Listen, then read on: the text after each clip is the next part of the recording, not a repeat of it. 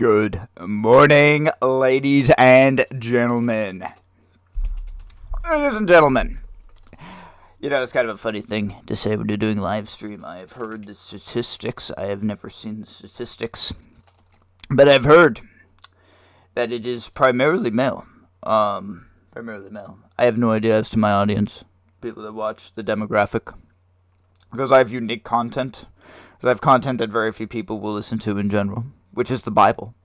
You know, it's kind of a funny thing. You know, you think that God, you would think that talking about God, people would really want to go into. But unfortunately not. How is everyone doing today? I hope everyone is well. I'm just gonna do it every Sunday. Every Sunday. Don't worry, we're not gonna watch a full Asman video. We're not gonna watch a full Asman video, especially not on this topic. But there is something he says that's quite profound. We'll talk about. But what I'm going to start doing every Sunday, okay, is call the day by what it is.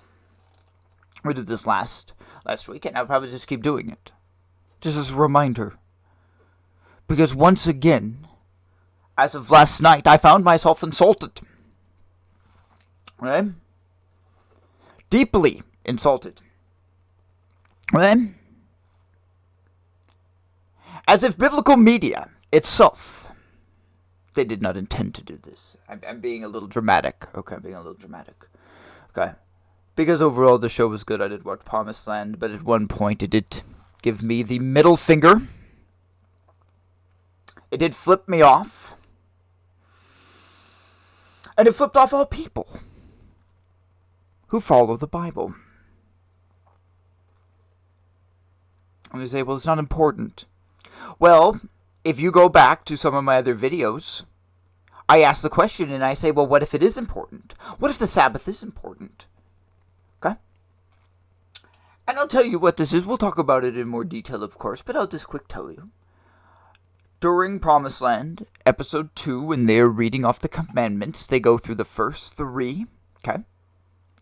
And they don't read off the full commandment, they just give a summary. It's like, okay, they're going to go through all 10. That's what I'm thinking. They're going to go through all 10.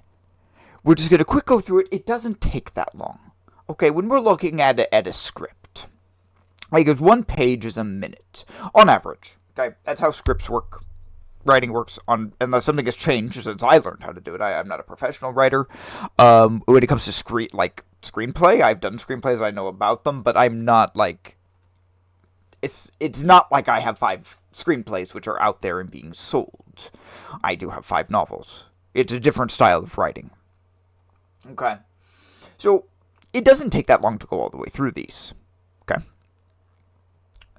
You just say one thing about each. I mean, we're talking 15 seconds. Okay. They go 1, 2, 3. Skip the Sabbath. There's the middle finger. They skip the Sabbath. Oh! Fuck! Bitch! And I just sat there. I just sat there last night. Because I was watching it by myself. My wife was still asleep. I had my headphones on. Because I just wanted to, like, I just looked at the screen and said, fuck. Damn it! What if it mattered? Right? And then to make matters worse, to make it even more insulting, because that's the type of passive nature that they take this, okay? Then we just move on and they kind of reference some of the other commandments after it. Like it does not even exist, okay? And you would say, well, this is just a TV show. This is just a satire comedy, okay? And I'm going to tell you that this is important. It should be important. And this is a trend that we are watching across the world. They don't want to talk about it. No one wants to talk about it. Well, guess what? Okay? Guess what? This is a pandemic, my friends. A pandemic. Yes, I dare say the power word. Okay? I dare say it. Some of us still have PTSD. I did not. Those who tuned into this opening. Okay? Those who were here for the song. Okay? Pandemic, by accept, I pick the content for this week, okay? Kind of giving you guys an overview of what we will be doing over the entire week. We're going away from the sowers for a week, and I'm going to be playing what's called my End of the World playlist at the beginning, okay? Most of this is Accept, okay? The reason why I like Accept, first off, they don't take the Lord's name in vain in their music, which I kind of like. The other thing is it really does. It's hard to tell because it has such relatable end-time principles with different items, and we'll talk about the lyricy. We'll pull up the lyricy, and we can look at it. We will talk about pandemic today. But the reason why we will discuss this is we will look at it as an allegory. Okay. I like the band in general. I didn't like the Accept music back in the 80s. I didn't like it. This music, what we will be listening to, will be from 2008 and their 2010 albums. They got a different lead singer. I don't know the full history behind it. That's just like as much as I know into the band. I just like listening to the music. I've used this a ton for writing. I love it. Great stuff. So, Pandemic. Okay? Let's talk about the conspiracy of the song for the second. Okay? A metal disease. Okay? There were those, okay, since we talk about conspiracies from time to time on this channel, there were those in COVID that said there was nanites. Just saying. There were people that had video of them, like, holding magnets in their skin, doing stuff. Okay? So I'm just saying, like, for me, as a conspiracy guy, I blared this shit during 2020. Anytime I started up my truck or I was driving through town, I had the window down, and I was playing Pandemic. It's fantastic. It's fantastic. Only a few people got really angry. Only a couple. The rest of them just glared. Okay? But there is a deeper principle to this song. There's a deeper principle and why we would talk about it on this channel. Okay? And I said it already. It is the pandemic of sin. That this world itself is the quarantine zone. Okay? And that's not sarcasm. That part is actually not the allegory. That's not the allegory at all. That's the truth. There are other planets. There is an entire other galaxy out there that the Lord has created. Now, they're not allowed to come here because we're tainted. All of us. Every single one of us. Okay? And so imagine, like, we're stuck. We're stuck in a quarantine zone. Okay? And we've got crazy people out there saying, oh yeah, the person, like the president, or again, when I talk about president now, or king, or master, or ruler, or however you want to relate it in your mind for this story, okay?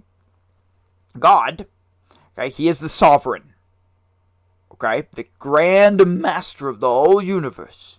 And so this tiny little province has the plague. It has the Black Plague. It's a metaphorical, spiritual Black Plague where a fuck ton of people are dying. Just a massive amount of people, trillions of people are dying. Okay? And the cure for this is very simple. It's free. It doesn't cost anything. Okay?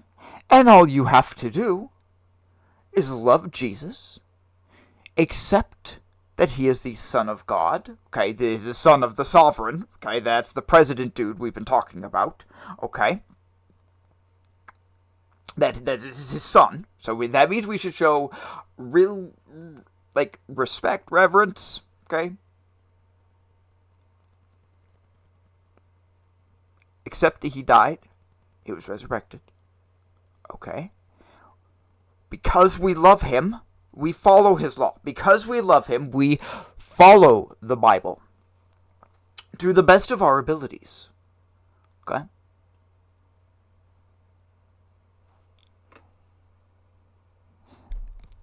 and then the pandemic will be over. Think of us right now in lockdown. See, I'm using all the fun power words today. All the fun ones, okay? This planet is in lockdown, and soon Jesus is going to come back with the cure.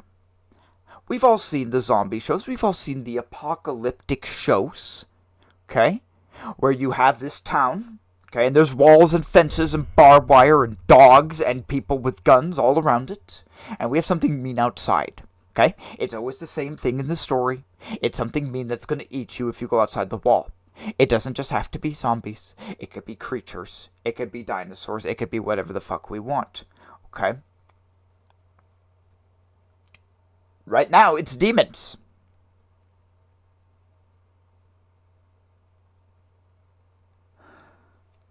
It is people being controlled by sin. It is people who willingly...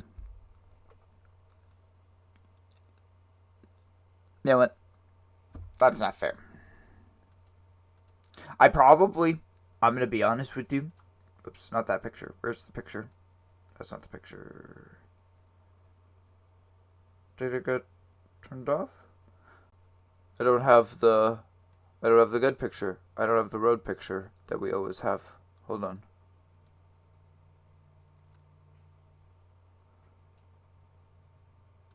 Where did it go? I've really been meaning to clean up my desktop one of these days. I think it's that one.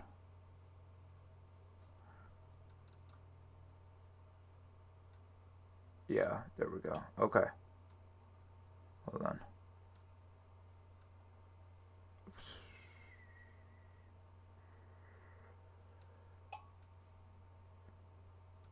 Turn everything around. Okay.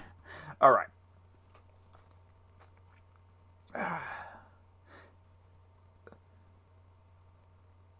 Infected.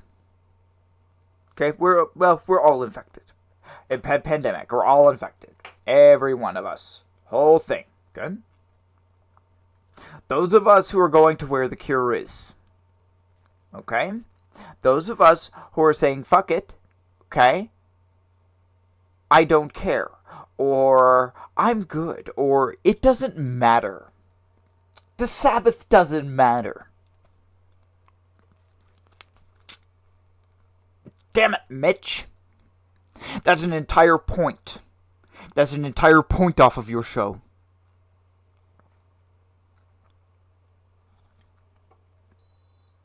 A pandemic. Don't worry. That beeping is not anything important. That beeping is my coffee finally turning off. I am literally still drinking my coffee. I might go get some in a moment.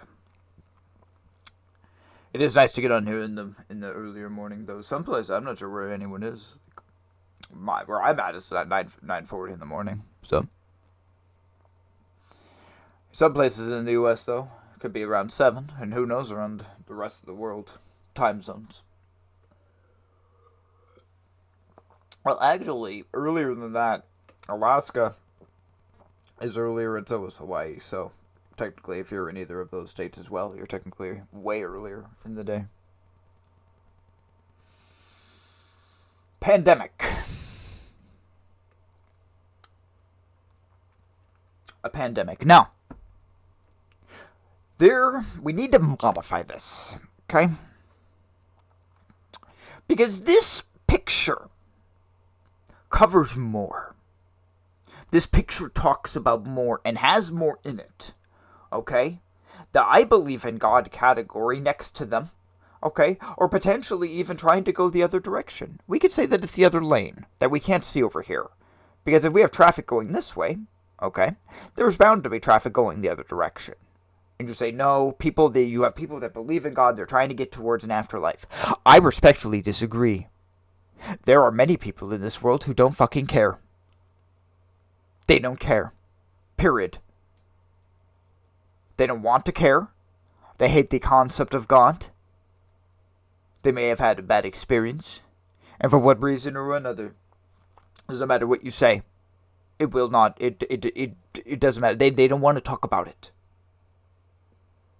by you talking about God as much as God means something to you. Okay? The problem is you are pushing that person further and further away. Okay? Now, we're going to quick pause. We're going to watch something. Okay?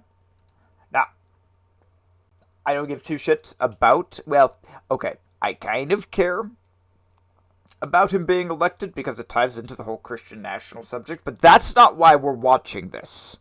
We're in fact not watching this because it is Asmund. We're not watching it because of anything in the video apart from the, I think it's about a minute, of what he says about atheism. Okay? That's why we're going to watch this video. Asmund is an atheist. Okay? I have multiple friends which are atheists or agnostics. Okay? And there are different levels of severity in there. Just as I have different friends. Sorry, that's a Satanist friend. I have friends of all types. Okay? And so, what he says here is very important. Okay?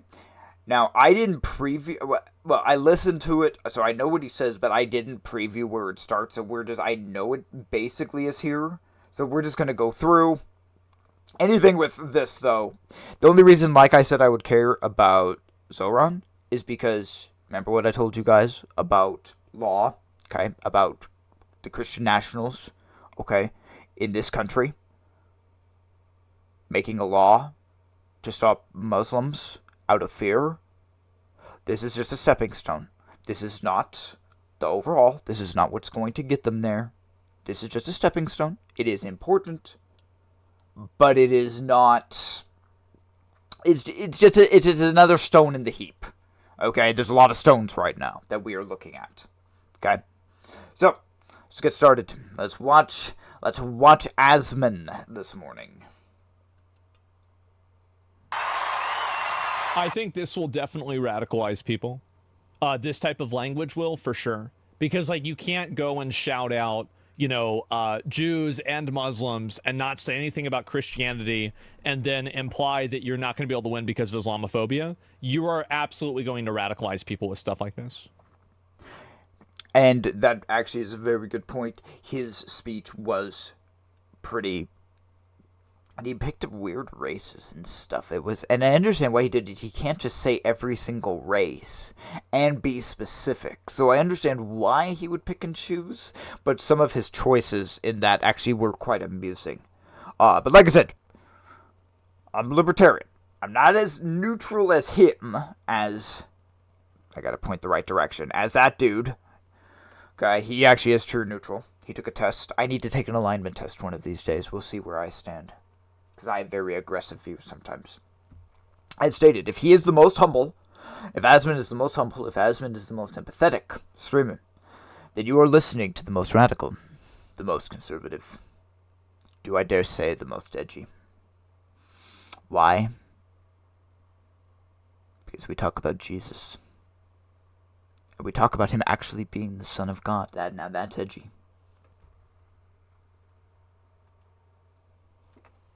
100%.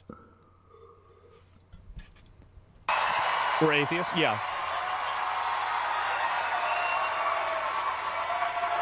This new age will be defined by a competence and a compassion that have too long been placed at odds with one another. And I think also this is another big issue is that a lot of you guys that live through, you know, like you're around my age, you remember what it was like whenever we had to play by the rules of Christian identity politics, where, you know, Grand Theft Auto was getting banned, Marilyn Manson was turning kids into gay Satanists, and Metallica wasn't, you know, like Metallica was also for, you know, the devil. I don't want to have to live through that again. Okay. He and I are the same age. I do not know how old you are. What he's talking about is the era of political correctness, as I like to call it, is where all this bullshit started. Well, it got amped up. Someone threw gasoline on the fire in the 90s. What he's talking about, I remember I lived through. I was in far more conservative circles at that time of my life than he was. I remember the parents talking just about Pokemon cards. Okay? and us not being able to have even something like that. Okay. I don't, but I think that the more that, you know, Muslims or Jewish people or anybody of any religion really starts creating identity movements and attaching political movements to that religious identity, I think that we will probably start seeing a reflexive action from Christians that are doing it as the opposite. I think that's what's going to happen. Because, like, it's kind of like I said about white people, right? It's like, you know, obviously Christians are not going to let Jewish people and Muslims just play identity politics and not do it themselves. Of course they're going to start doing it. And there are a lot of Christians in the country, which will, again, I do not want to have to deal with that again. And it's unfortunate that it seems like we will. He believes it. This is an atheist who he and I, as much as we would disagree on many different principles in the end, his overall views, I agree with Asmund, but if he and I were to sit down and we were to actually bullshit, okay, for a few hours, there are many different things he and I would disagree on. Many. Especially all things theological. But other worldviews probably, because I am libertarian, but I'm very, like, anti-socialism. I'm pro-paying taxes, but I say leave. Like, the best definition of libertarian I've ever heard is I want to be left alone. That's the best definition of a libertarian I've ever heard. I'm a libertarian.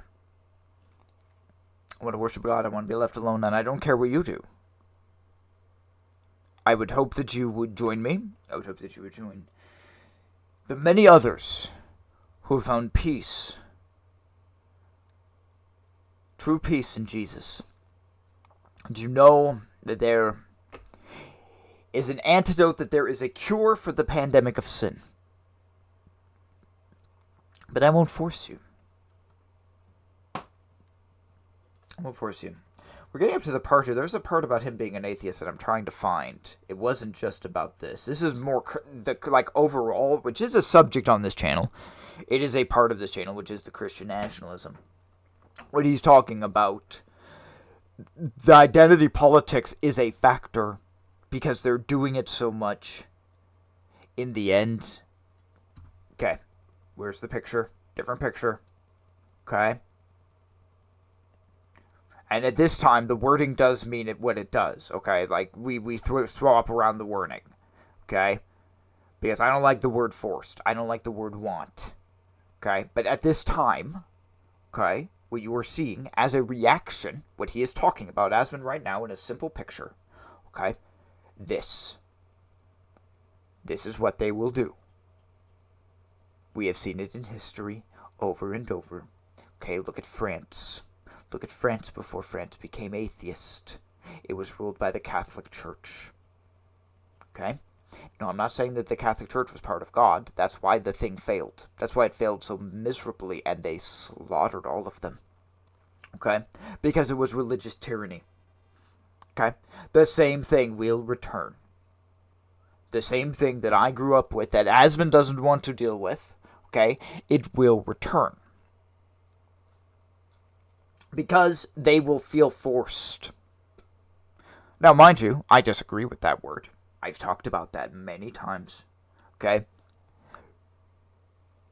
It's not forced. They chose. Okay? They chose to go pick up a Bible and beat someone with it. They chose to do this.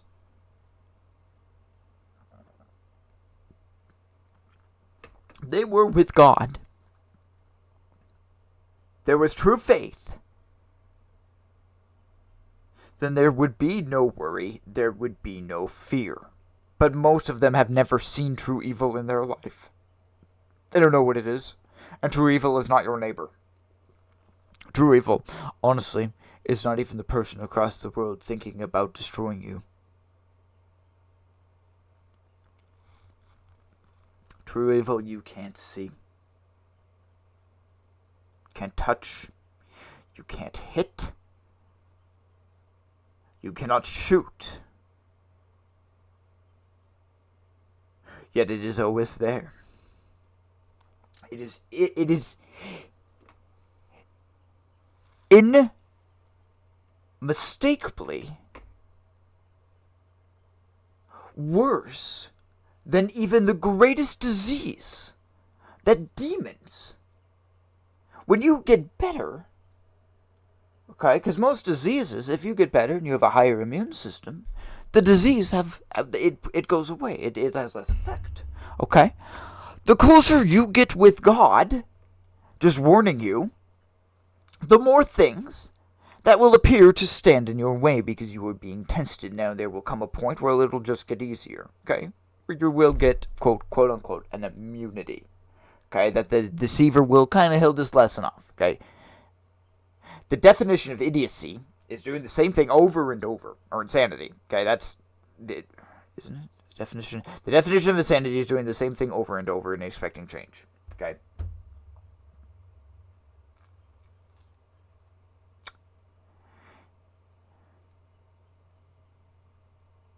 The devil is not stupid.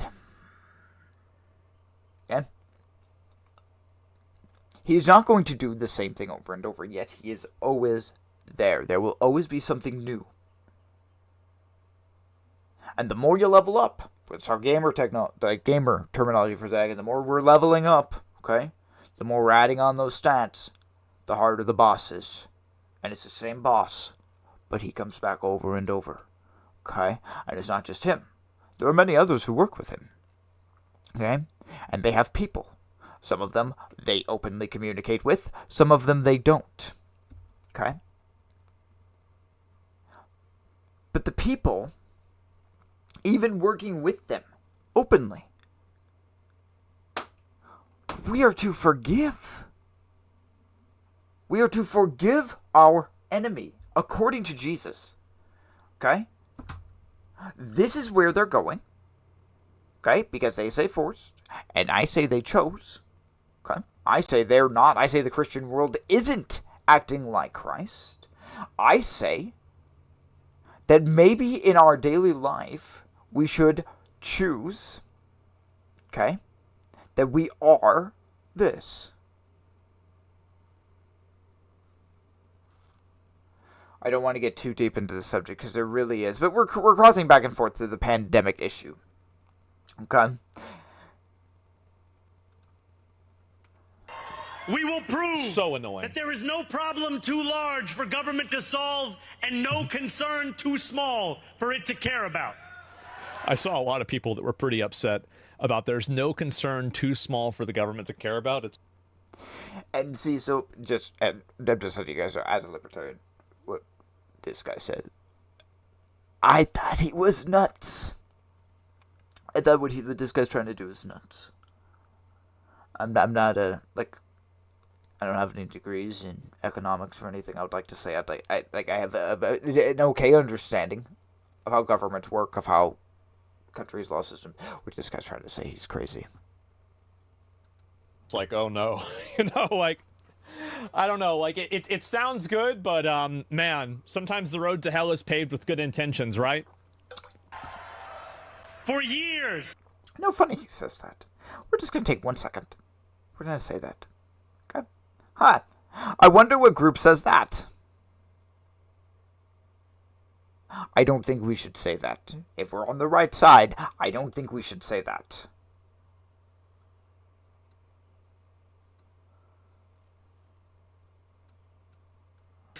Those in City Hall have only helped those who can help them.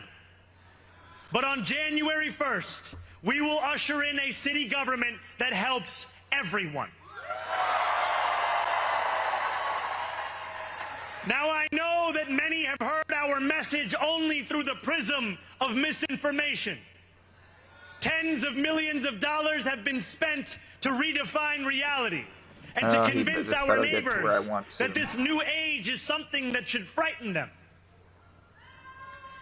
As has so often occurred, the billionaire class has sought to convince those making $30 an hour that their enemies are those earning $20.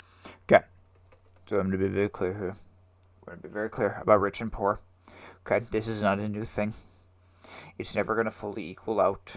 Okay, God designed it that way, unfortunately, with sin. You know, with all the changes that had to be made after the fall. Okay, there will always be classes. And the rich should help. Okay, I'm not saying they shouldn't take care. Okay, there were some very specific laws in the Bible for this. You can go back to Exodus and you can look at them. The year of Jubilee, like that 7th year, like you were supposed to give back to the poor. The 60 years you were supposed to do it. Like, there were very specific things. The problem is people are greedy and they didn't want to. But there will always be classes. As long as there is sin on this earth, there will always be rich. There will always be poor. It just will. It will not change. $20 an hour. Based, by the way. Totally agree with this one. They want the people to fight amongst ourselves. Completely so that agree we with this one. Distracted from the work of remaking a long broken system. This is, as I said, you know, I was 80-20 with this guy. 80 against 24. This is the 20. We refuse to let them dictate the rules of the game anymore. People always talk like this. Hey, this isn't new. This isn't new. Mind you, he is following a very specific sales path, though. And it is the same one, Asmund says, and I agree with it. I agree with it. It's how he speaks, because he's trying to hit a specific audience. And it's a new way Trump proved that it worked. Okay? He has used the same type of methodology. Hunter Biden is would also kind of fall under that same side where he says whatever he wants. And people like that now. That's becoming a thing. Okay? I like that. Okay? I think that's better. But he's reaching a younger audience. And it's creating a radicalized, polarized effect. Like, we cannot have the rise of this lamb-like beast that we have talked about, right, without something for it to trample as it steps up. Okay? Modern-day Protestantism will trample things. And it is not just going to be the Sabbath. It is not just going to be people who are following God's law when they bring all of this in. No, their main target is going to be there. Okay? Their main target in their mind. Satan's main target. Sabbath keepers are the main target. We've always been the main target. Always. You can look at that. You can look at that from the 300s on. How many hundreds of thousands, if not millions of people died to honor the Sabbath. And now it cannot be mentioned in 3 seconds in a show. Remember the 7th day and keep it holy. Remember the 7th day and keep it holy. 2.5.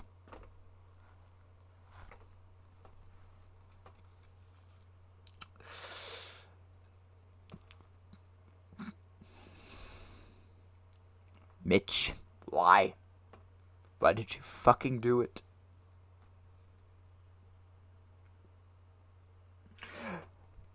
There were some great parts about Promised Land, though. There were. We will be doing a full review at some point here. I'll be on all week with you guys. This last week I actually took off. It's so beautiful down here. I've been working outside with my cat, walking him. So we were working on vocal commands, so I was out all day all day, every day last week. I was outside because it's just gorgeous here. And so that's why I wasn't on. Decided to take a break from the world. Glad I did. There's only a little bit of drama. I looked at some of it and I said, you know what, I'm gonna go rebuild my Legos. And I pulled out more. I'm really hoping we get to this atheist part soon here, because he said about being an atheist, and that's what I want to hear. They can play by the same rules as the rest of us. The real enemy is making $5 an hour. We will usher in the a illegals, generation of change. And if we embrace this brave new course, rather than fleeing from it, We can respond to oligarchy and authoritarianism with the strength it fears, not the appeasement it craves.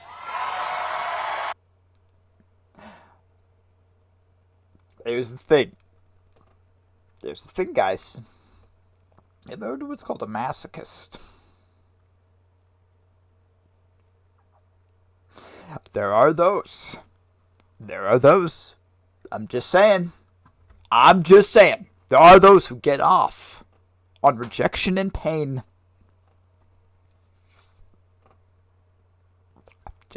Just saying. I think that these people are just another brand of authoritarianism at their peak.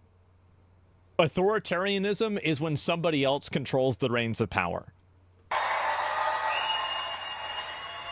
After all, if anyone can show a nation betrayed by Donald Trump how to defeat him, it is the city that gave rise to him.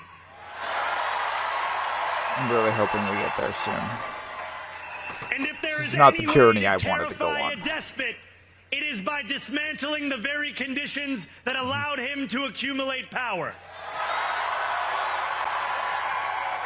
This is not only That's a how good we one. stop Trump, it's how we stop the next one. See, I like that he said that, because that's the one you're really going to have to worry about. Here, I think that there's a lot of conservatives and people that are Republicans that are angry at Trump for not being more extreme. Like, you definitely have some people that are like, oh my God, the raids are too much, they're too bad, you shouldn't do mass deportations. But you have some other people, they have a bit of a different view on this. And it's really the next one or the one after that. Those are the ones you really got to worry about. So, Donald Trump, since I know you're Like you? watching, Yeah.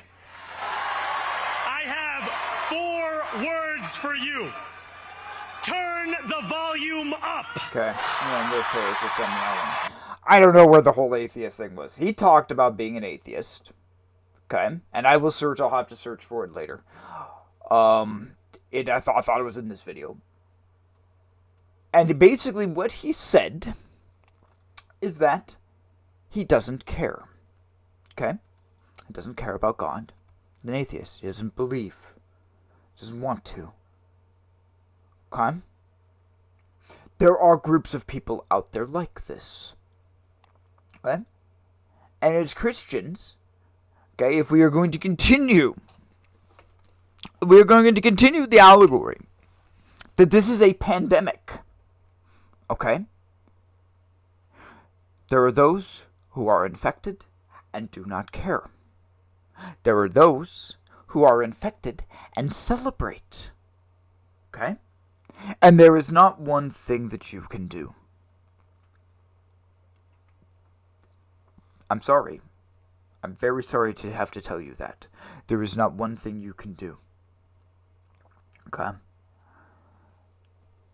It is the Lord. Okay? Now, the Bible actually backs up 100% what I am telling you right here and now. Okay?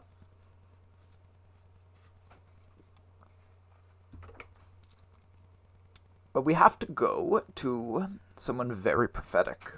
Okay? People overlook David. But he probably talked as much about the second coming as Isaiah in his Psalms. He talked about Christ. He talked about so many different things. It was incredible. But in Psalms 91, there was a very specific line. Hold on.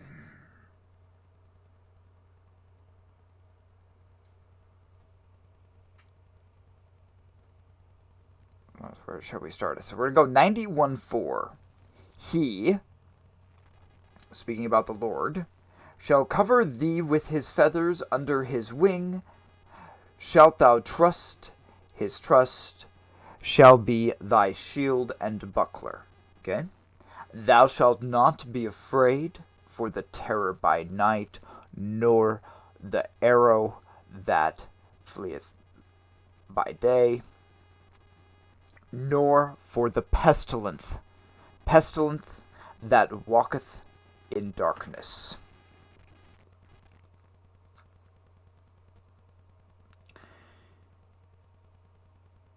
The pestilence that walketh in darkness. Now this darkness, I believe, let's see, dusk, obscurity.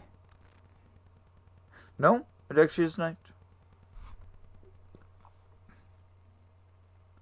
But that pestilence walks. And you might say, well, pestilence is a demon. I don't believe so. I think sometimes they will say that. See, they'd never give you a straight answer. Never. I'm gonna be real. I'm gonna be real with you about it. Okay. I'm not 100% sure they actually can. So if the Bible says God is the spirit of truth, and Satan is everything anti-God, and if God is the spirit of truth, can Satan actually speak the truth? He can manipulate it, but still manipulating the truth is still a lie. Even if you have aspects of the truth in it, it is still a lie. You hear that? Do you know how many acorns are on an oak tree? So I looked it up last night. On average, it's 2,200. I have 6 oak trees around me. Roughly. That's not hail. Those are acorns hitting the roof. My wife asks me how long it would be until it stopped. I told her to look up how many acorns are on an oak tree. She never did, and so I did it. Figured I would be helpful to my wife. We'll see if she appreciates it. Pestilence. Walking in the darkness. Okay?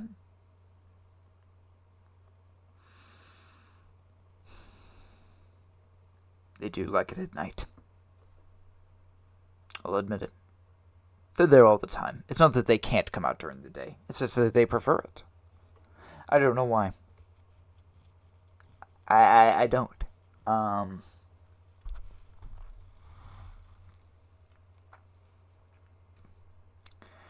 Think of pestilence as being an ability.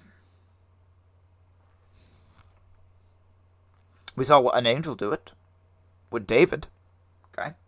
Struck the people of Israel for him censusing the people. Okay? Struck them with 3 days of pestilence. Okay? It blows my mind, and see, we're far enough beyond this. I'm not on YouTube, so I can get away with saying this. A lot of people were canceled for saying it. Okay. During COVID, okay, overnight,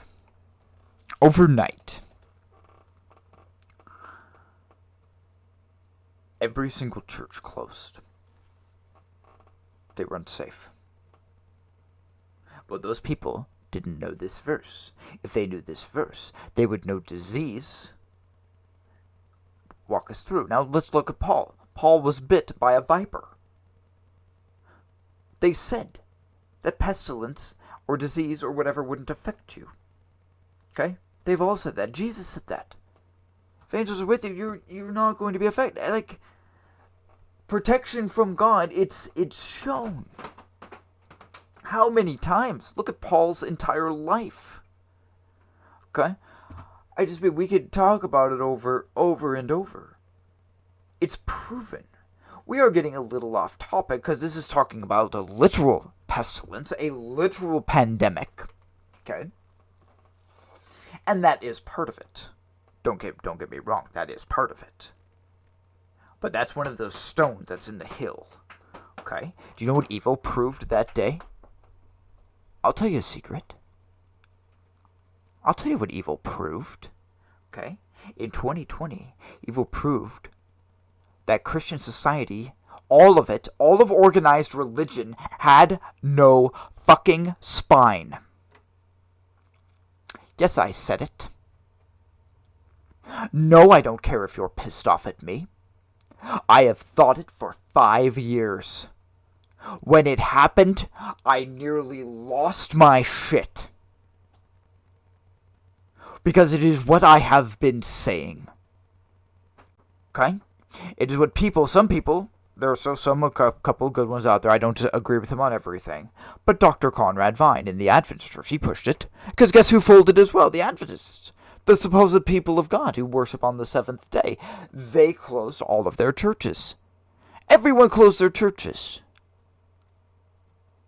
Satan proved in 1 second to the rest of the universe, because remember, we talked about this, okay, pandemic, so, world is pandemic, okay, disease of sin, okay, and the rest of the world is watching the quarantine lockdown, like on CNN, okay, or Fox, biblical news, let's call it biblical news, because they wouldn't have, like, 2 sides up there, if they had, like, quote-unquote, okay, that biblical news, okay, what's happening on Earth today? Oh yeah, people are debating if there is a special resurrection or not. That's what's happening in the real conservative circles. They're staying amongst themselves and they're doing things like that. Okay? Maybe you should just be concerned with the resurrection and making sure that you're aligned with God. Maybe you should make sure that you are ready to go. Okay? Maybe you should take it seriously. I'm not saying take the country seriously. That's not what I'm saying. I'm not saying take everything here seriously. Remember, we are sojourners. This world is not our home. Okay? It is a pestilence. It is a disease. It is a cancer.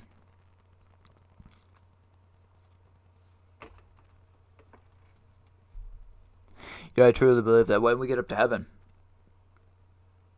we will be, okay, because remember, we talk about de-evolution, okay? We talk about de-evolution a lot. So, Adam was here, okay? 12 feet tall, okay? And now we get down to people like me, who are 5'11", all right? When we get to heaven, I firmly believe that we will be back. It won't be an instantaneous thing. I think it will happen over time. You know, we'll regain that height. We will regain to what God intended us to be. Everything about us has been depraved. It's been manipulated down to sexuality. To be fair, that was actually probably one of the first ones. We saw it with Lamech. Polygamy. That's where it started. Oh, I will give, speaking of polygamy. Oh, no, right. Isn't it fun when I have to stop and tell you something, and I said, speaking of polygamy.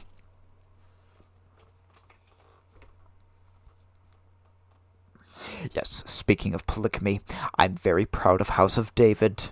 Very proud of House of David. They said the C word. No, it's not the C word you're thinking about. Okay, they said concubine. They called Cassie a concubine. But I heard it last night. It was like, thank you.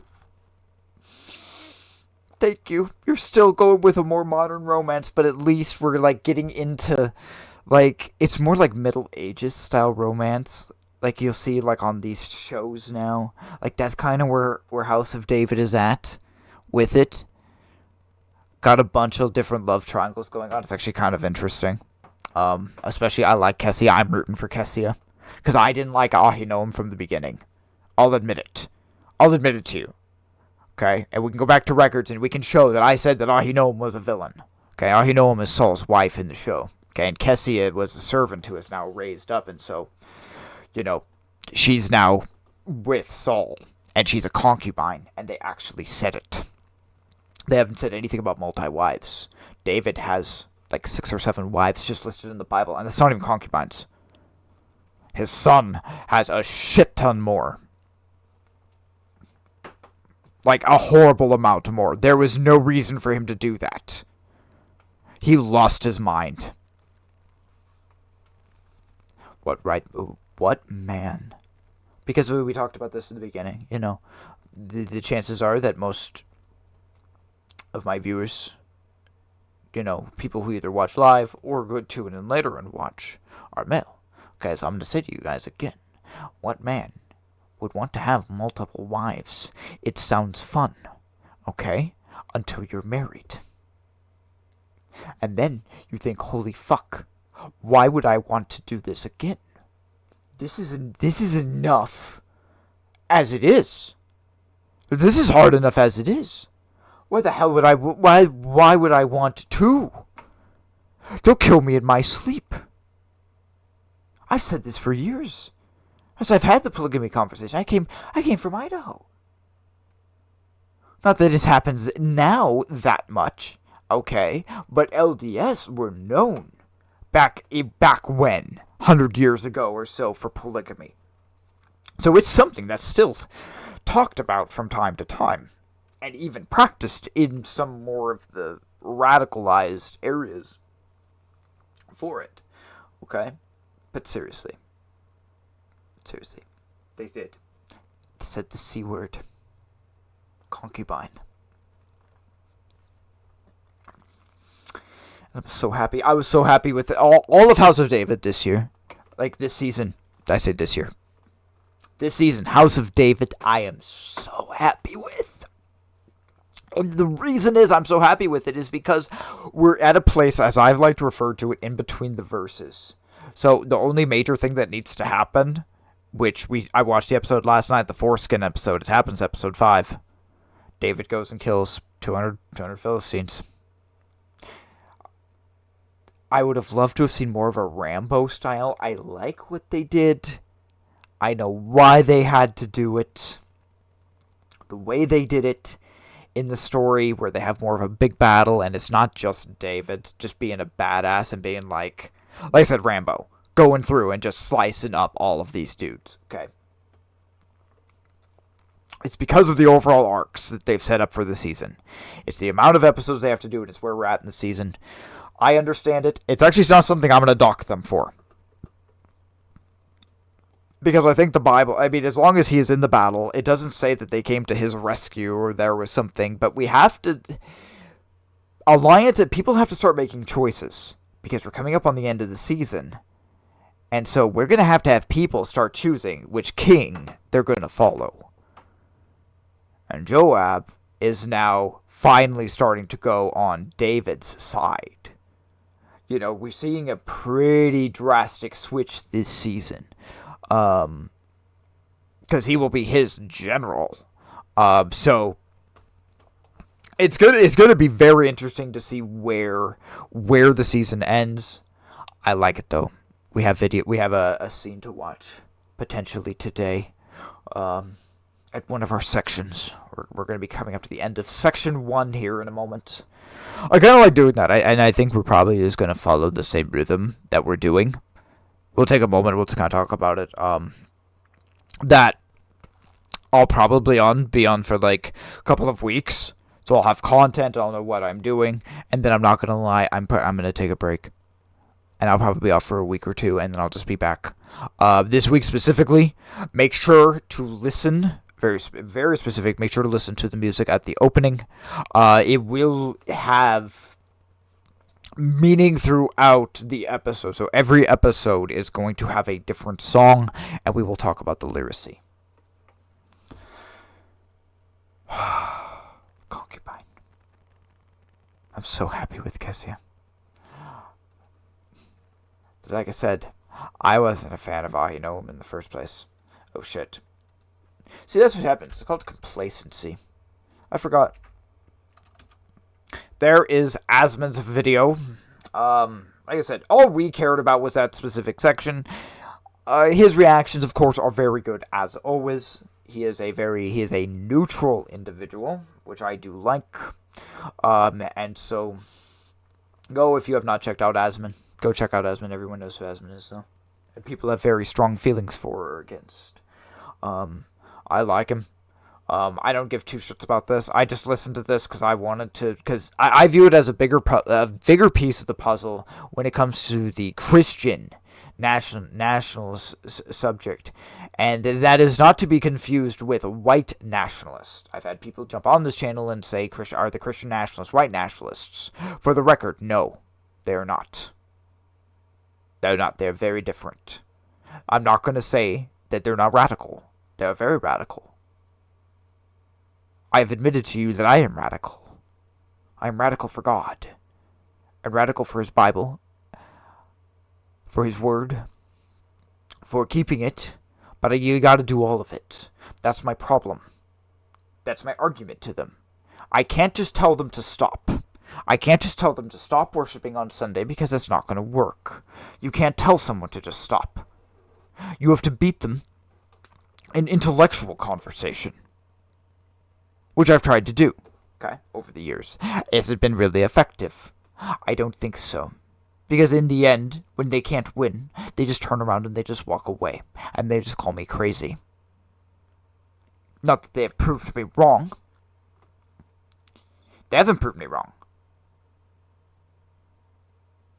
How can you disprove God? You can't disprove God. No different than I can 100% prove God to you. That's the point.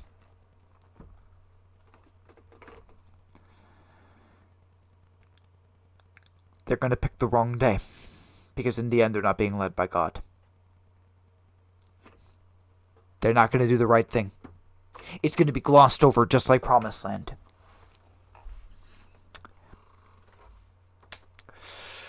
Because in the end, the physicians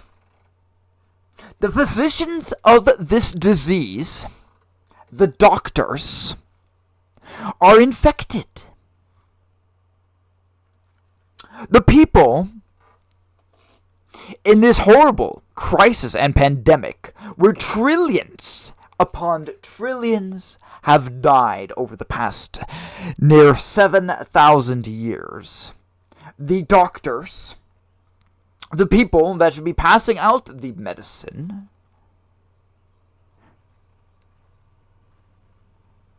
are dying themselves. And to make matters worse, these incompetent individuals can't even tell you that they're infected.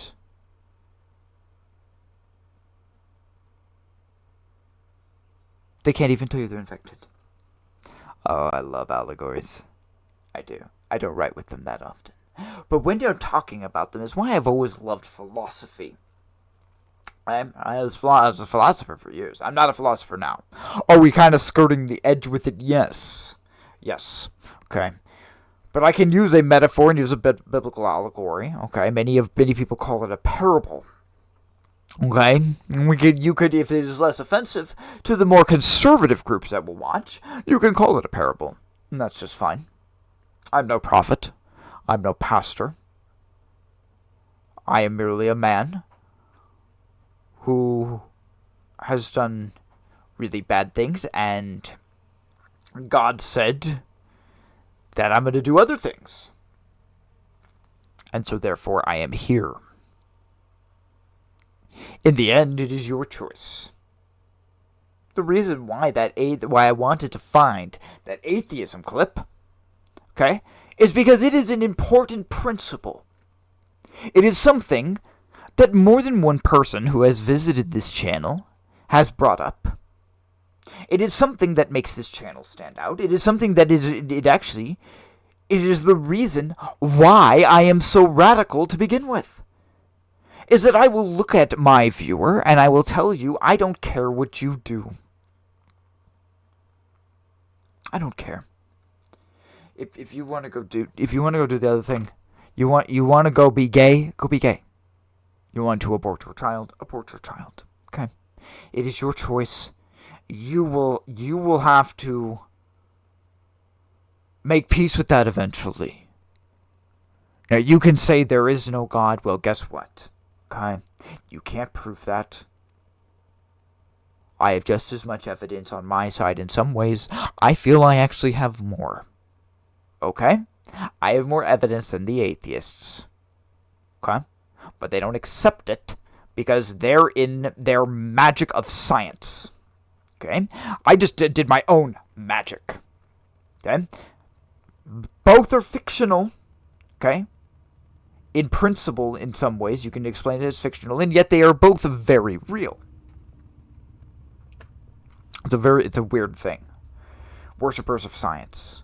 That's what people are. But believe the science.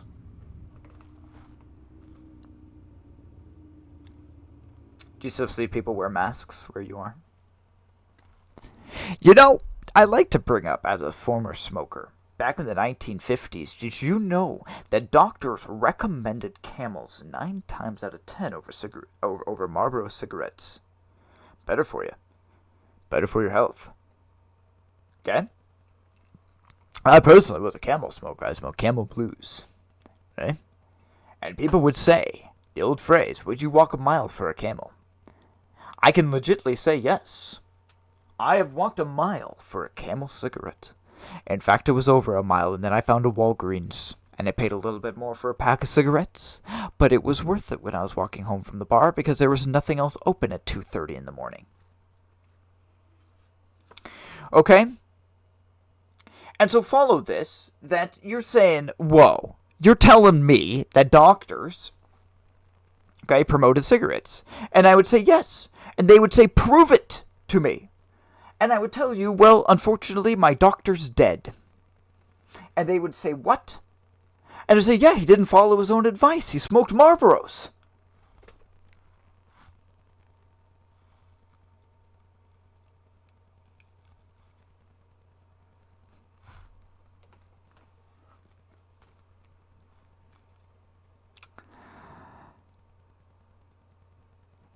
I've had so many people just look at me. They have no idea what to say after I do that. They have no idea. They just stand there. You really just said that? And it's like, yes, I did. Okay? And the problem is,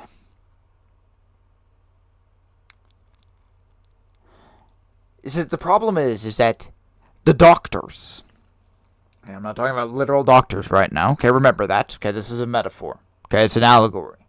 Some people, my wife is one of them, she has a horrible time with metaphor. A very literal person, very straightforward. It's hard for her. She wouldn't understand a word I'm saying right now. And it's just who she is. There are some people that just have a difficulty with it, okay, that's not a bad thing. I'm not speaking down to or anything else, okay. Jesus said some people will understand the parable, some people will not. Okay? But let me explain some sides of it to you. Okay? So, the sin... I'm losing my train of thought.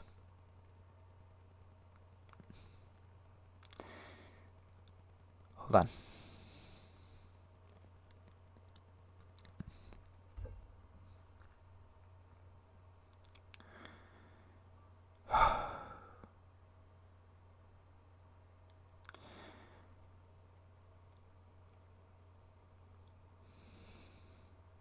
No. We can just we're just gonna take a break. We're just gonna take a break. The reason is because I'm just gonna keep going around about this. We know what the root is, okay? And I nearly got into the trap the world did of making it more complicated. They take a verse from the Bible and they look at it, okay? And they say, well, we're going to break this verse down today. Okay? Did you know they read Paul's letters aloud in front of the whole church? The whole thing. They didn't pull out a verse in Corinthians. Okay? They read the whole thing. It's what I recommend doing. And then do a more detailed study and break it down part by part. Okay? But you must look at the context. Okay?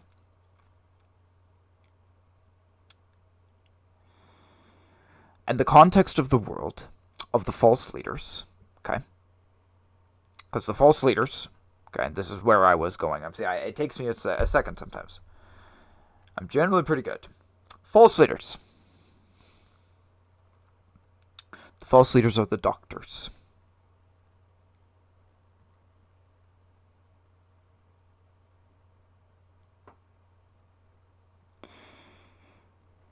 Church leaders are the ones who should be doing this, and they are leading astray.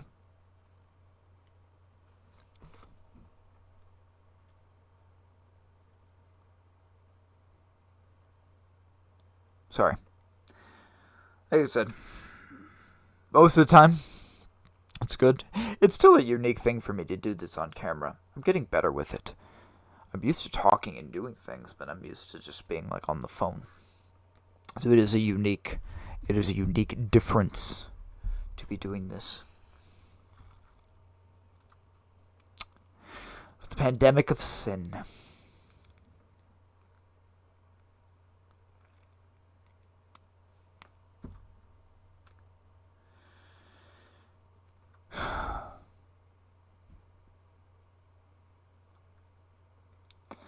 I will be back.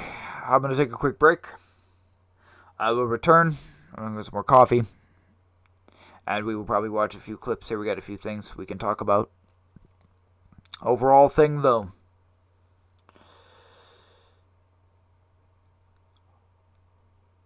Think of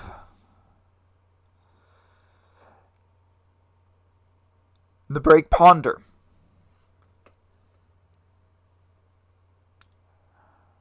Do you have the cure or not to the disease of sin? Alright, guys, I'll be back. Give me a few.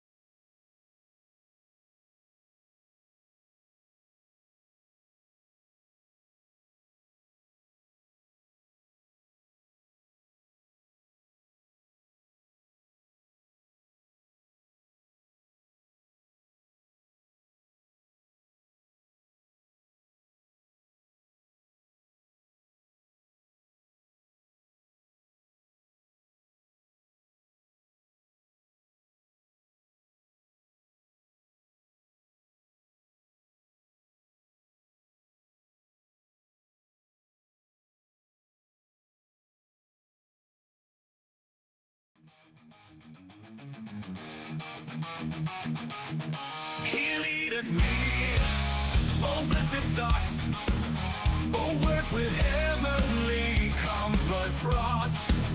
Whate'er I do, where'er I be, still 'tis God's hand that leadeth me. He leadeth me, he leadeth me, by his own hand he leadeth me.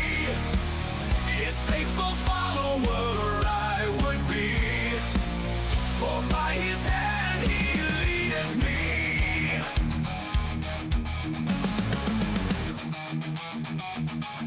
Sometimes mid scenes of deepest gloom, sometimes where Eden's flowers bloom, by waters calm or troubled sea, still 'tis God's hand that leadeth me.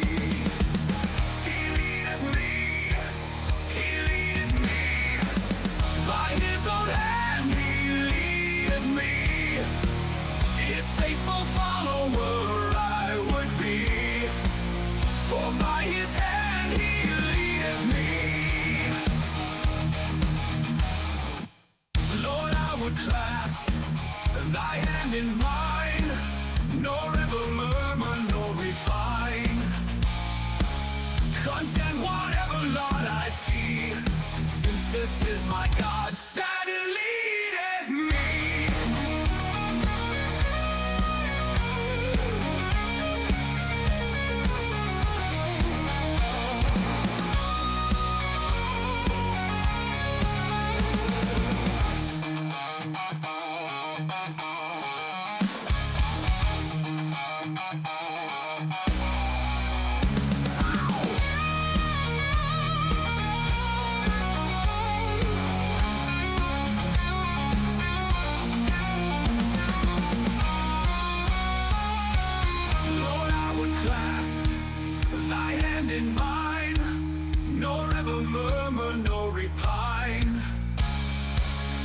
content, whatever lot I see, since it is my God that leadeth me. He leadeth me, he leadeth me, by his own hand he leadeth me. His faithful follower I would be, for by his hand he leadeth me. And when my task on earth is done, when by thy grace the victory's won, e'en death's cold wave I will not flee, since God through joy Lord that leadeth me. He leadeth me, by his own hand he leadeth me. His faithful follower I would be, for by his hand he leadeth me.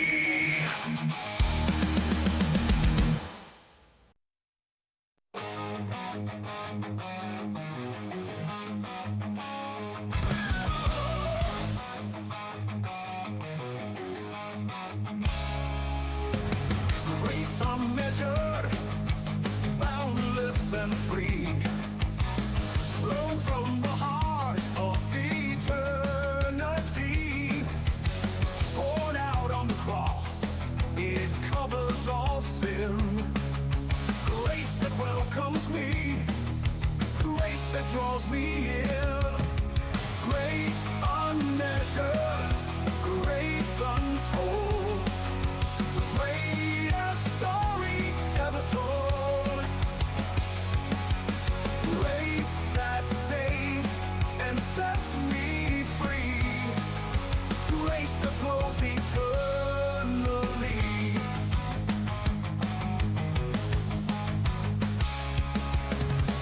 Grace that finds me in my need, grace that heals and makes me whole indeed. It's the power that transforms my soul, grace that makes the broken whole.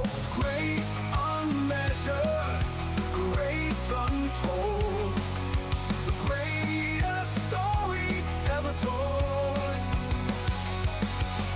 Grace that saves and sets me free, grace that flows eternally.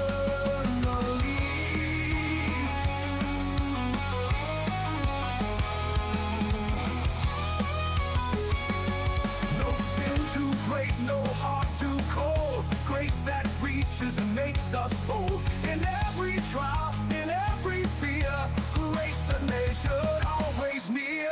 Grace unmeasured, grace untold, the greatest story ever told.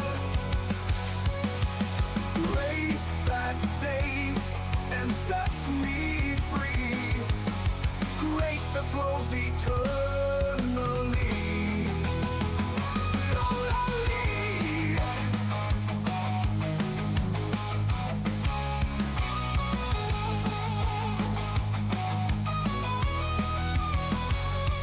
No sin too great, no heart too cold, grace that reaches and makes us bold. In every trial, in every fear, grace that measured, always near. Grace unmeasured, grace untold, the greatest story ever told. Grace that saves and sets me free, grace that flows eternally.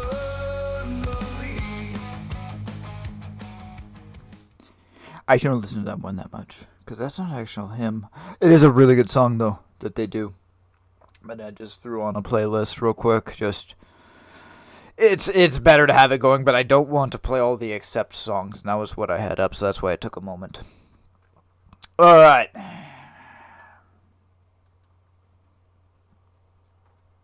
If you have not seen episode 5 of House of David, episode 6 came out today.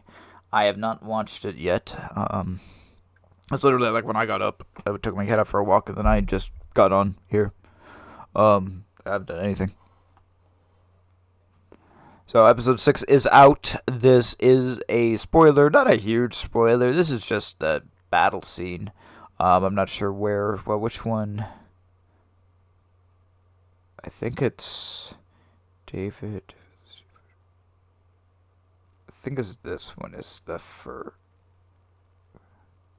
Watch this one. This is the Innerverse video. Do we always watch their scenes?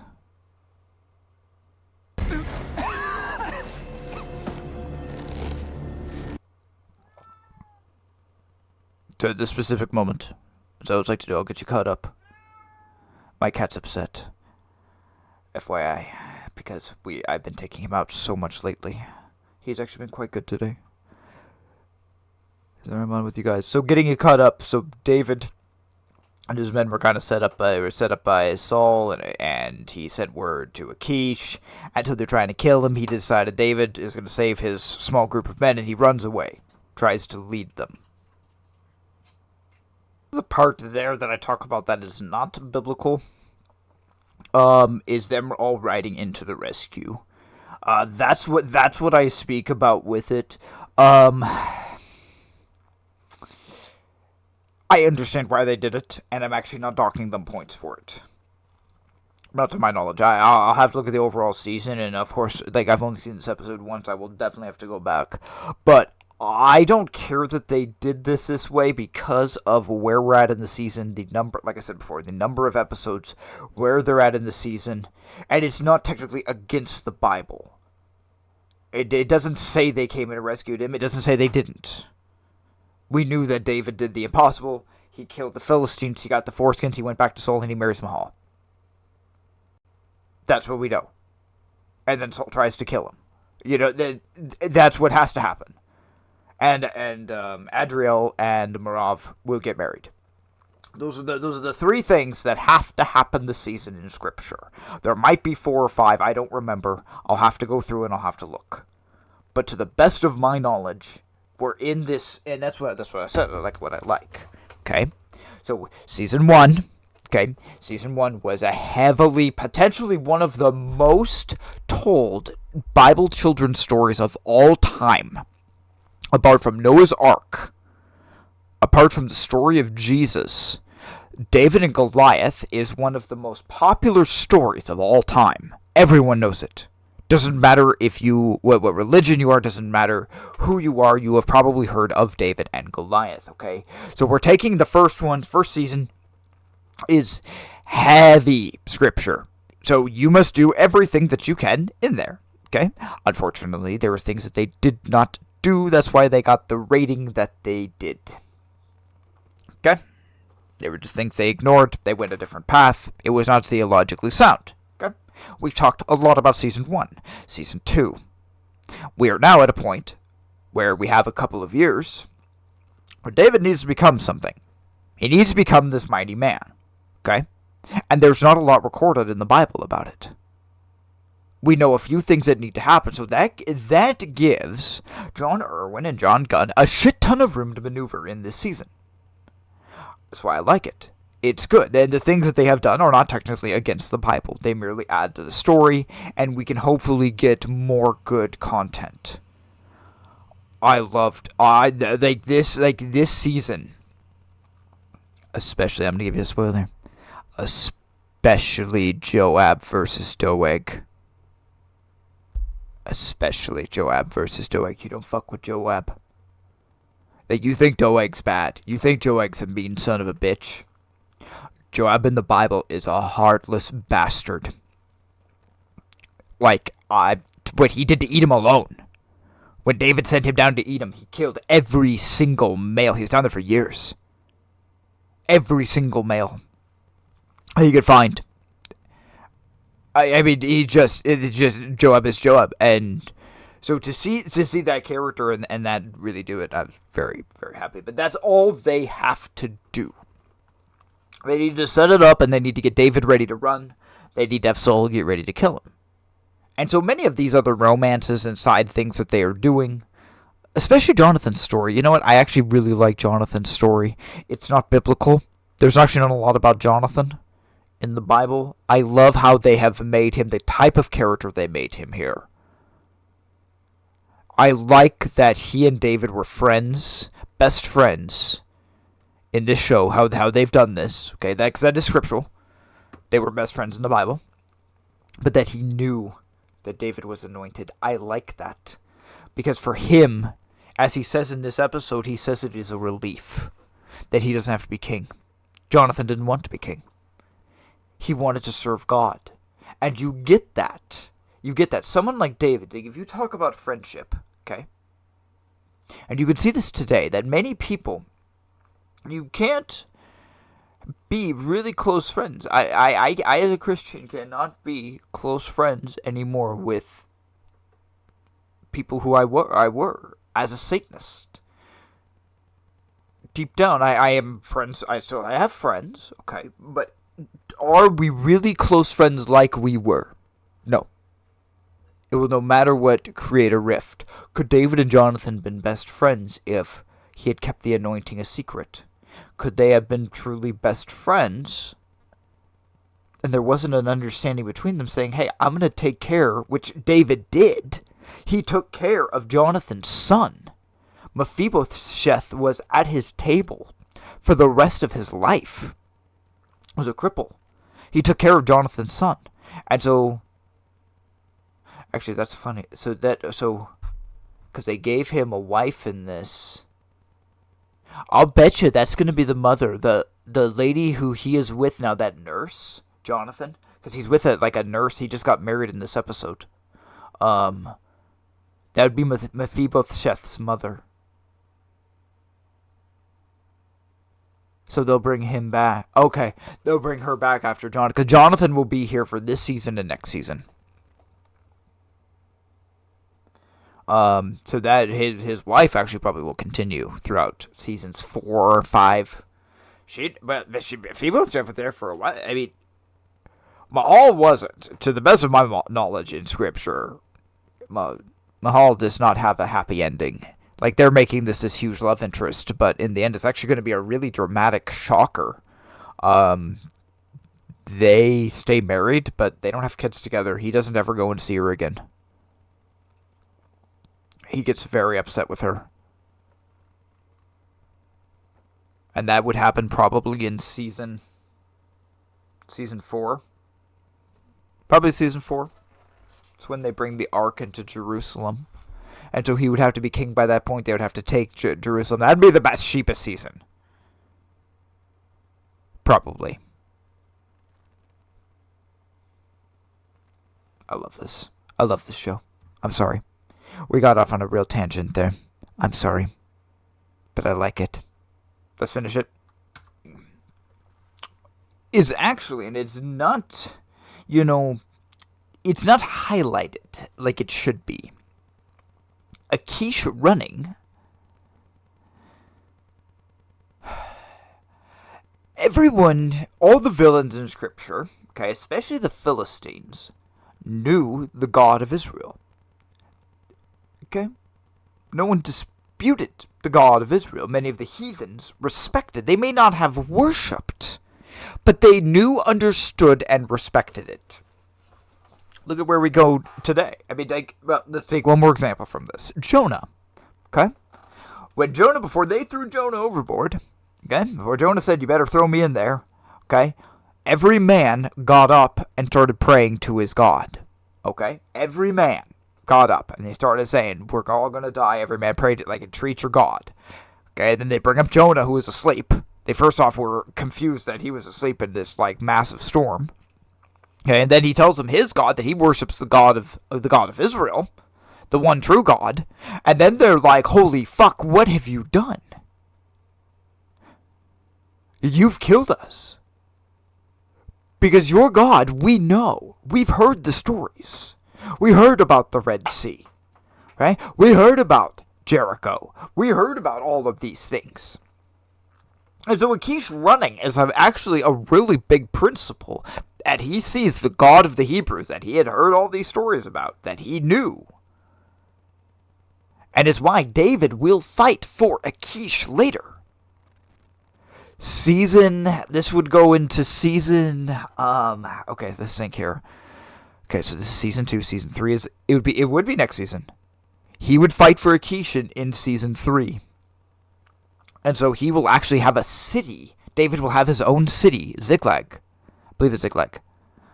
Over on that side. I can pull up a map at some point. We can look and see where David will have his city. But he will actually fight he will fight for the Philistines. Emma said something not very nice about her, something not very professional. I try because she is an outstanding actress. Okay, that's what I want. That's what I need you to understand. Like the rant that I have against her is her character in the show. It has nothing to do with her as an actress. She plays an amazing role, especially in this episode. Like this has some shockers. Saul drags her ass out and banishes her, drags her through the streets.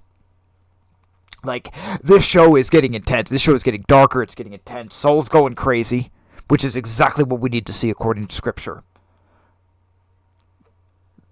I'm going to say it. You can clip it if you want. That way there's proof forever. John Irwin. John Gunn. Thank you for making Season 2 better than Season 1. Not that Season 1 was horrible. I enjoyed it, and I will continue to watch it. But we've talked about my issues. Thank you for listening to me. And thank you for making Season 2 such a badass show with all these battles and sword fighting and biblical awesomeness. I saw a short video that it was this chick, and it was Michael Iskander standing next to a guy, and they're both just standing with their arms crossed. And it's like, would you stay? Like who would you choose for a year? Would you give up House of David for your wife? And the guy's like looking at him. It's like, I don't think I'm gonna give up House of David for my wife. I might go on a year-long battle tour with David. I'm kind of there. We'll see if my wife watches my show. We'll see. If I get yelled at, because I'm going to tell you guys, I'm kind of with him. Not that I don't love my wife. I love House of David. We'll have to see if we can find that video one of these days. I didn't watch the whole thing, because I didn't necessarily care. It's just more or less the concept I find funny. But this here, they're walking back. David's holding this bag here. Now guess what's in the bag. We've talked about what's in the bag.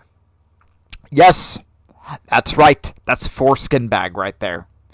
He did. He ripped off the pants of every single one of them and cut it off. He cut it off. And that's not a joke. Like, I'm kind of joking about it. But to be honest and fair, that's what happened in Scripture.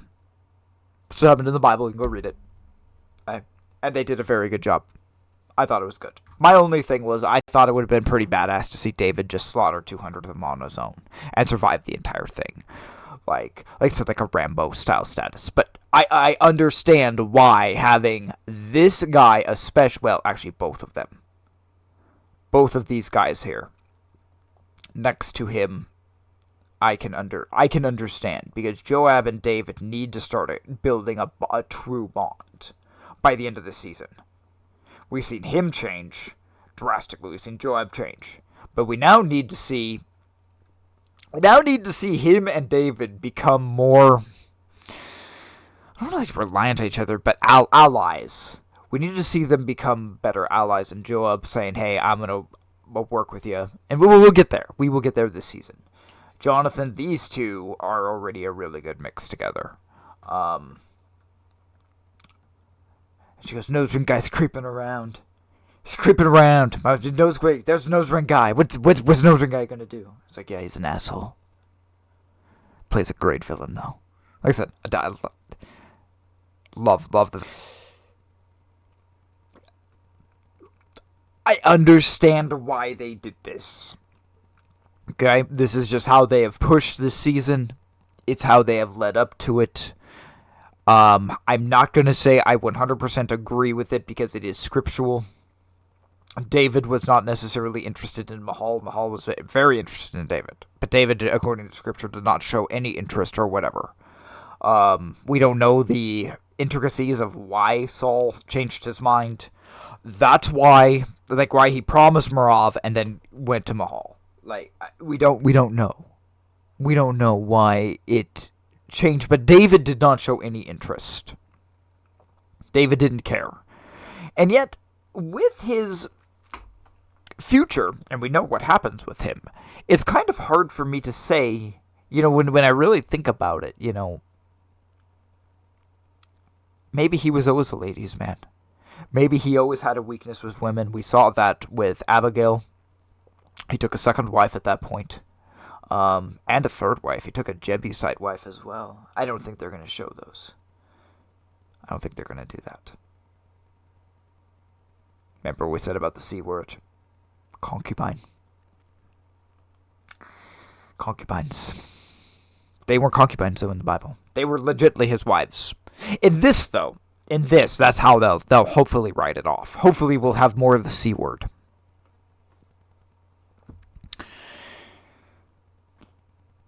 But this is not biblical. His speech, everything he says walking in, it's for the show, it's okay. I just don't care. We have to get there, and as long as Merav marries Adriel, as long as David is running, as long as the stuff with that he does marry Mahal in the end and all that works, that's the concern. That's the part that I'm really concerned with. I wish I had the scene of him dragging Ahinoam out. I wish I had the scene of him dragging Ahinoam out. That was good. That was intense. See Merav in tears at the gate, and everyone's just staring. That was a good shocker moment. Here's a video. As always, we watch these guys a lot. They don't have a shit ton of subscribers or likes. They only got 692, but we watch them all the time here. They give me all the scenes that I need, which is a nice thing. It's a very nice thing to do. Hold on, there's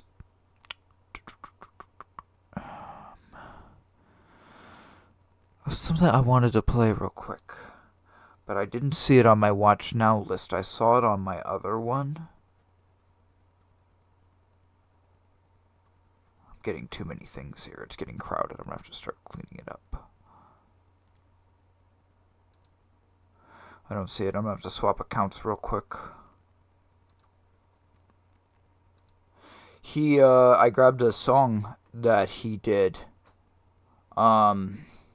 He and the guy who plays it, I don't know the actor's name, the guy that plays Ishbal, they do an a cappella version of Hallelujah. With an acoustic guitar, so I mean, so I guess it's not a cappella, but it's an acoustic guitar, just a very nice duet between the very very good harmony. And so, give me a second here. I have to go over to my account.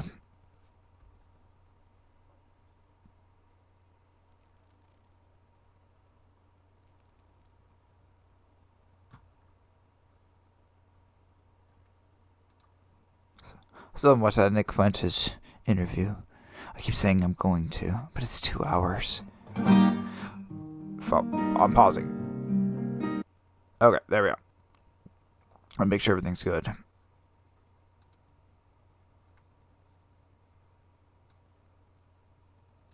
Oops. Almost hit the wrong button. Swap accounts. There we go. Now I'm back.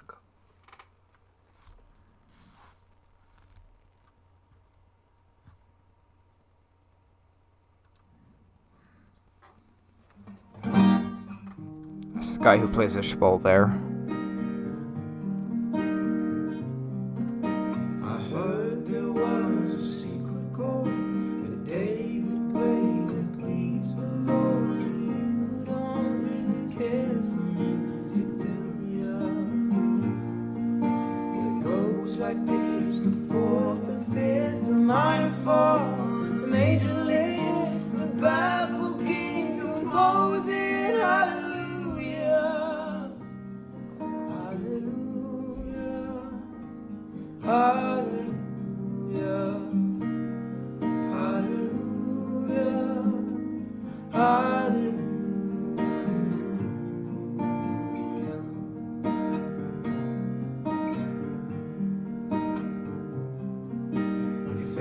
strong, but you need to grow. I saw her bathing on the roof, her beauty, and the moonlight overthrew you.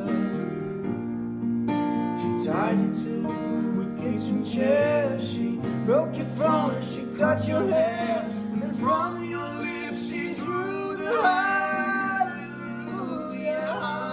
hallelujah, hallelujah, hallelujah, hallelujah.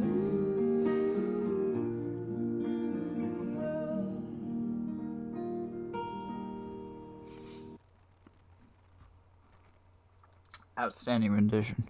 Bon Jovi does a good version of the song. There's a few people that do, but I actually really like that one.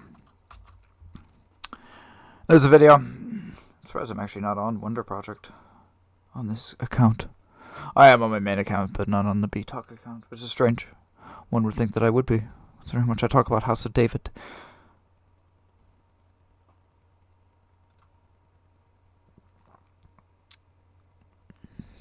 It's a beautiful voice, he really does, and honestly, the guy who plays Ishbal, I need to look up his name. He also they really do well together. But in season 2, David is singing more. Michael Iskender, they're just having him do more and more songs. Not as much of an emphasis as season 1, but it's still there. It's still there. They just have so many things going on. I wish that we had longer episodes. 7th Sunday of what? What the fuck? What is this? What is this? Some Catholic bullshit? 7th Sunday of Luke. Okay, so I'm going to be very clear. Sunday is a thing that man made up. Okay? That's why I said this morning when I came on, I said, Happy Venerable Day of the Sun. Because today is not the day of the Lord. That was yesterday. Today is a pagan day of worship that people have told over and over God anointed. And they do this without any proof. They think they have proof, but they don't. This is the pandemic of sin we're talking about here. Remember, that was the overall point of this episode. Pandemic of sin. Okay? 7th Sunday of Luke is definitely a symptom of the pandemic. Okay? I don't know what the hell this is. We're not going to watch it because it's already bullshit.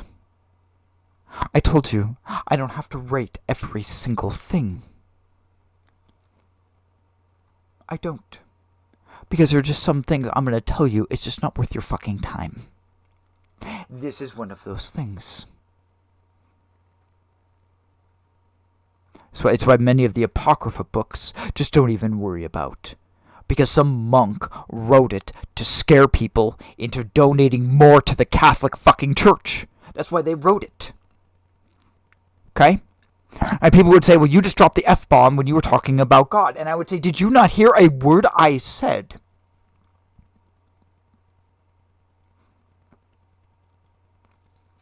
Did you not hear a word I fucking said?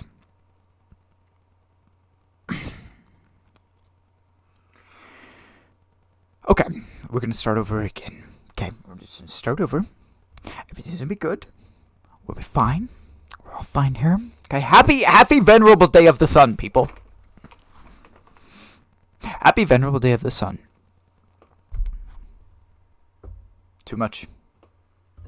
Maybe not. Okay. Maybe not.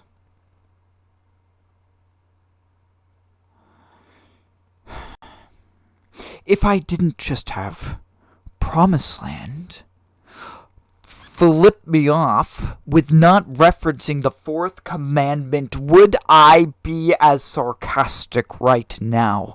No, I wouldn't. I can admit that to you. I was very disappointed. and it does hit points. We haven't talked a lot about Promised Land, because I've only seen it once, and there was a lot to unpack there. I know the story pretty well, but there are still details that is like, holy shit, like what is comedy, what's not. Like, it was, some things fell into kind of some gray lines. We'll talk about it here in our third section. We will go over kind of an overview of Promised Land, because I did watch it, and I have not talked about it, and that's because I love this show so much. Today, after my stream, tonight, I'm going to watch the next episode. I'm going to watch episode 7, because it's so good. Promised Land, as I've told you guys, comedy is just, like, watching a comedy show is not my thing. Watching something like Parks and Rec, or The Office, or any of those is just not. My sister would. My sister used to watch Parks and Rec all the time. My dad used to watch Trailer Park Boys. Like, there are members of my family who have watched that style of comedy. I have seen parts of it. Okay? I've seen it. I understand the principle of it. I found parts of it very funny. But I am not the overall one who should be a critic on it. I look at it from a scriptural level. I give them way more leniency because it is that. And there are some controversial things we'll talk about. They did something very controversial. And I'm sure that the Christian world is very upset, those who have seen it, all 200-something thousand people, however, how many have seen episode 5, this. The women dressing up in drag. They did it. And they quoted the law, saying women putting on men's clothing is a sin. They crossed the line. They went into a super deep issue, and episode 5 was the funniest out of all of them. Those two dressing up in men's clothing was, I think, almost had tears. Like, it's like I didn't like the entire thing. Okay, I'll say I probably laughed, and I thought it was funny, probably a third of it. Okay. Other parts, it's like, that's over the top, or, I'm not a fan of that joke, but I write science fiction, okay? I write drama, I can write comedy, a little bit, I have a dry sense of humor, though. I'm not a comedian, okay? There are times on this show that there are aspects of just a comedy routine, a dry comedy routine, but that's just part of my personality. That has nothing to do with a professional career. In no way am I a comedic writer. I'm just not. It's not how I think. I'm more like John Irwin and James Gunn in creating House of David. Like, that's how I think. I think about giant battles and massive character conflicts. And so something like this just naturally, what I'm trying to get to you with this is that I don't want you to take my rating on the overall comedy aspect too seriously. Because I'm not a critic, and I can admit that to you. Is that there's many of the jokes that I'm sure many people would find it hilarious. That's why I really wanted to watch it with my wife, but that's so another thing. So this is this is truly the controversial episode. Chizitsi and like the Egyptian and Korah's men. Korah's men are the funniest thing in the whole thing. Korah is the funniest part of the... And I think he says this in here, if I can get over to his videos, that the guy who plays Korah stole the show. That was also... I found that to be... That's more the scriptural controversial. That's one I'm not sure the Bezalel storyline I'm ready to comment on yet. We'll talk about it here soon. That's a deeper... It's more the deeper side of the show. I'm not going to say I'm pro or against Golden Calf. We'll talk about Golden Calf. I could have sworn that he says somewhere here... Season 1... Okay, here it is. Season 1, Episodes 2. Korah stole the show. Yes. 100%. The guy who plays Korah, was it Brandon? I forget what his name is. And he is on Chosen. He has a fantastic role on Chosen, but him playing Korah in this was... I'm telling you, that was my favorite part. Korah, Chizitsi, his 10 men who he's training to be like the best Israelites. Like, it's like David's mighty men. It's like they're better than David's mighty men. They can do anything. Like when they have a big performance at the end that they're all trying to sing and get ready for, like the opening of the tabernacle. And these guys, like they do a choir. Like almost like a 50s style band or whatever. Like they all do group singing because they had been practicing every night for it already. It's like that style of weird fun stuff. And Korah, of course, is like perfectionist, very jealous because he is the one who wants to take over leadership for Moses. Remember, Korah does not live probably beyond season 2. Sad but true, because he will be missed. He is one of my favorite characters. But they're going to the Promised Land next season. As long as they have a next season, I'm pretty sure they will. Seems like a pretty low budget show, which is gaining traction. But overall, Korah was the best thing. This we will talk about. This we really are going to talk about. Do I even see? I knew. Okay. Stop here. See, I'm sure it's hard for you guys to see, but Chosen, Brandon says here. Okay, what is going on? He's talking about the death scene with like the prison in the mind thing that we were talking about with Doeg and Samuel. I haven't watched that video yet. I haven't seen any of his stuff. I'll be honest with you guys. I went outside for a week. I turned off all my technology. I didn't care about any fucking drama on the internet and all the random bullshit that's happening. Okay. I looked at a couple of things to make sure that the world wasn't ending, and that was it. And so I haven't seen any of these things. I told you my opinion on it. And we're saving that scene. We talk about that scene a lot. Because that says, don't fuck with a prophet of God. Maybe you shouldn't. You might be looking at a dead warthog. You might be in a prison in your mind because God might say, guess what? You need a timeout. That's an important thing to me. I'm not going to lie. That's an important tool. Because people say that God is a God of love. God is a God of love, and God is a God of mercy. God is also God. And maybe you shouldn't fuck around with trying to hurt someone who is worshiping him. Because just maybe something like this could happen. Remember what happened when they went after Elijah. Okay? Remember. Okay? What did Elijah do? He said, if I am a follower of God, let fire rain down from heaven. What happened? Oh yeah, that was 50 men burned up. Plus the captain, I think. I think it was like the captain plus 50. So like 51 people died. Right?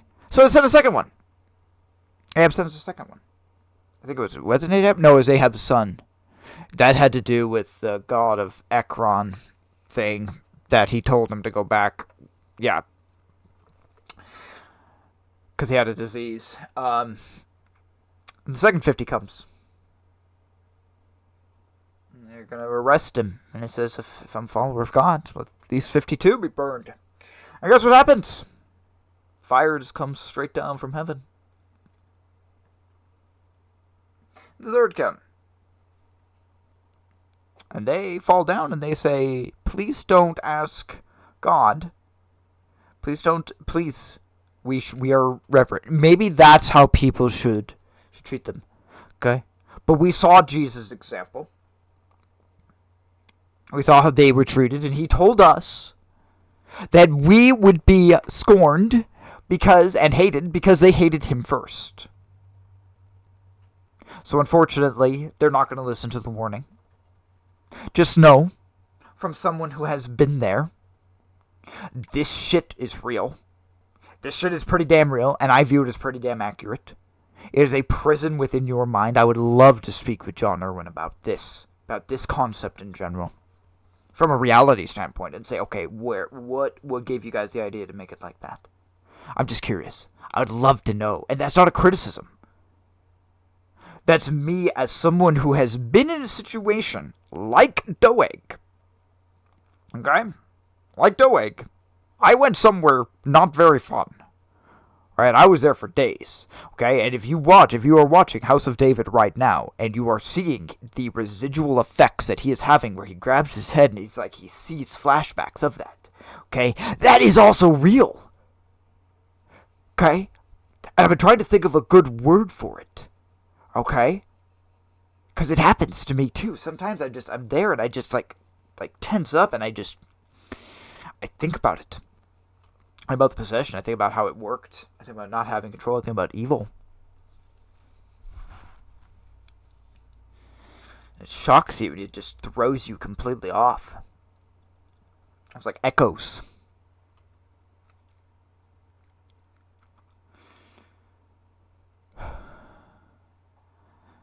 Tremors in your mind. But I'm sure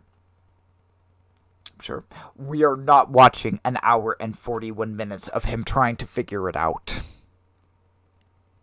We're not going to watch an hour and 41 minutes of Brandon trying to figure it out.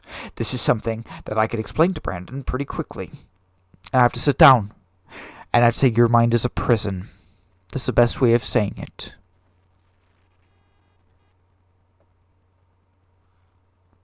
And of course, like I said, when I watched that scene, I had to immediately come to a conclusion whether I was pro or against.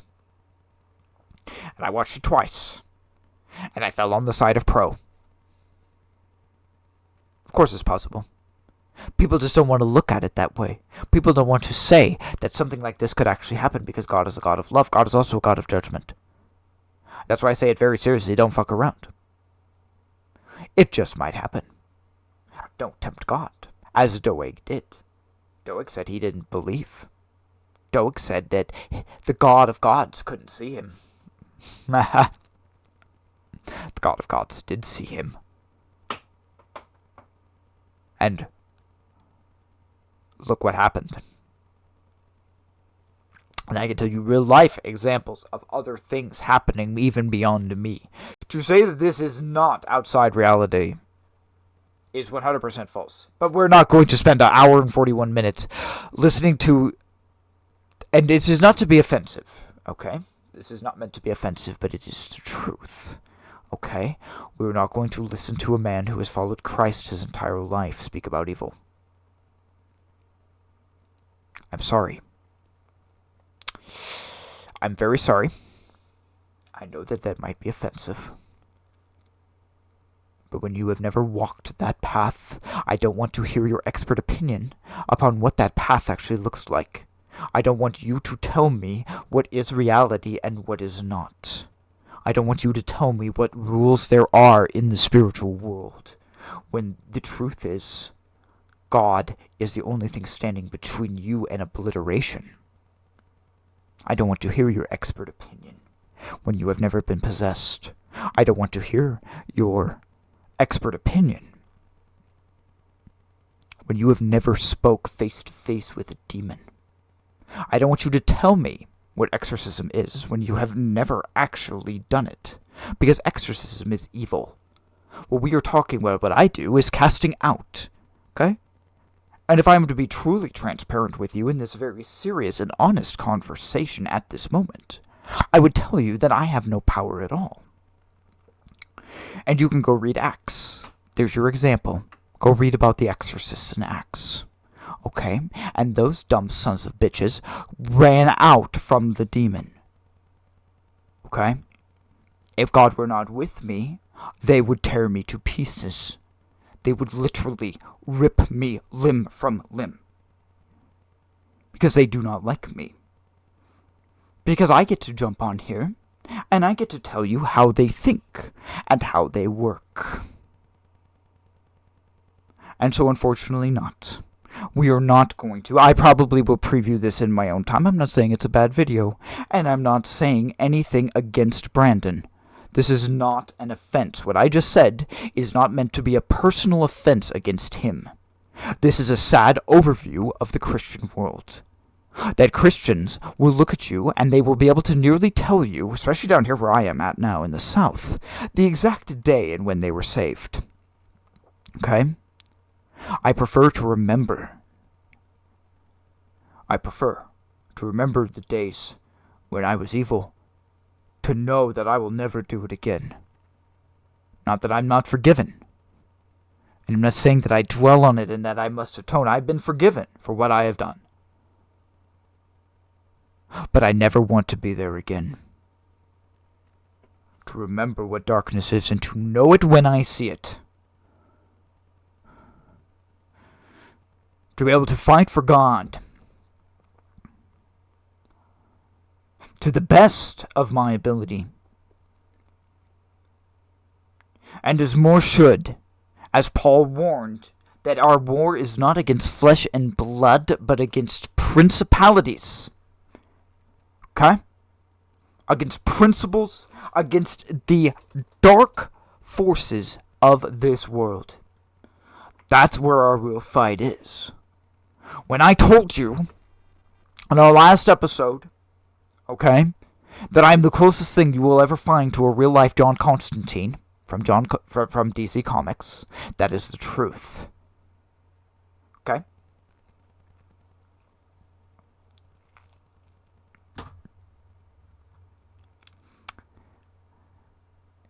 The rest of the Christian world won't even walk into a bar to save a sinner. If God were to talk to them and say, walk in there is someone who needs your help, they would say, I would be sinning. Better yet, how many even know the voice of God? Okay? And what Elijah said. I said, well, I hear God. I have a spirit. I roll around on the floor at church. No, you are possessed. I'm just gonna be honest. Okay, like I said, this is the more serious side of the conversation today. I'm just gonna be honest. Okay, you are possessed. The Pentecostals, you're possessed. If you're acting wild and crazy and erratic, when God is a God of law and order, and you were praying to the Holy Spirit, which we know isn't a person, okay? And you start screaming and running around like you're crazy and babbling, as Paul said not to do, okay? You are possessed. And it's not just you, and you would say, well, that just means that there's one there. No. Remember, okay? Pandemic. Okay? Remember what I told you about the doctors being infected?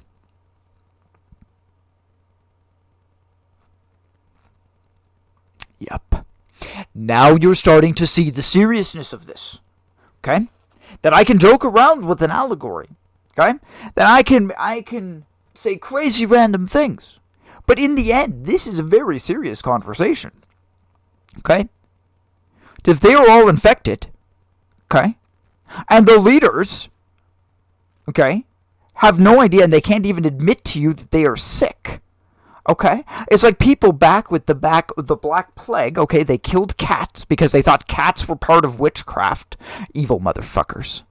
I love cats. Evil motherfuckers. They killed all the cats, okay, all right, because they said we had to burn witches, okay? Catholic thing, burning. The burning is a Catholic thing. It's not a God thing. Okay? Keep that converted paganism. We talk about converted paganism. Okay?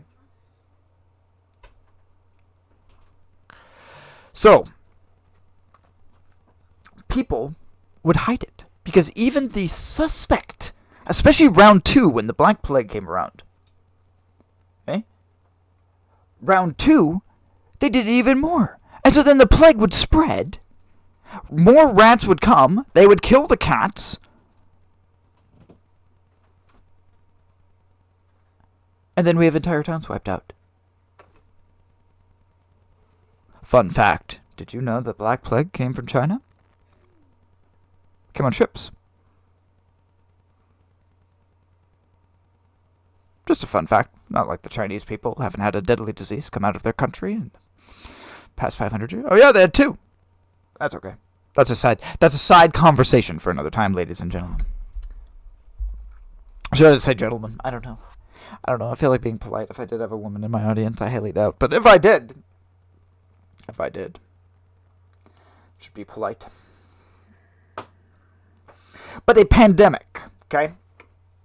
So let's talk about let's talk about let's break this possession thing down, okay, and the doctor thing down, specifically in the Pentecostal churches for one moment. Okay, let's just think about this.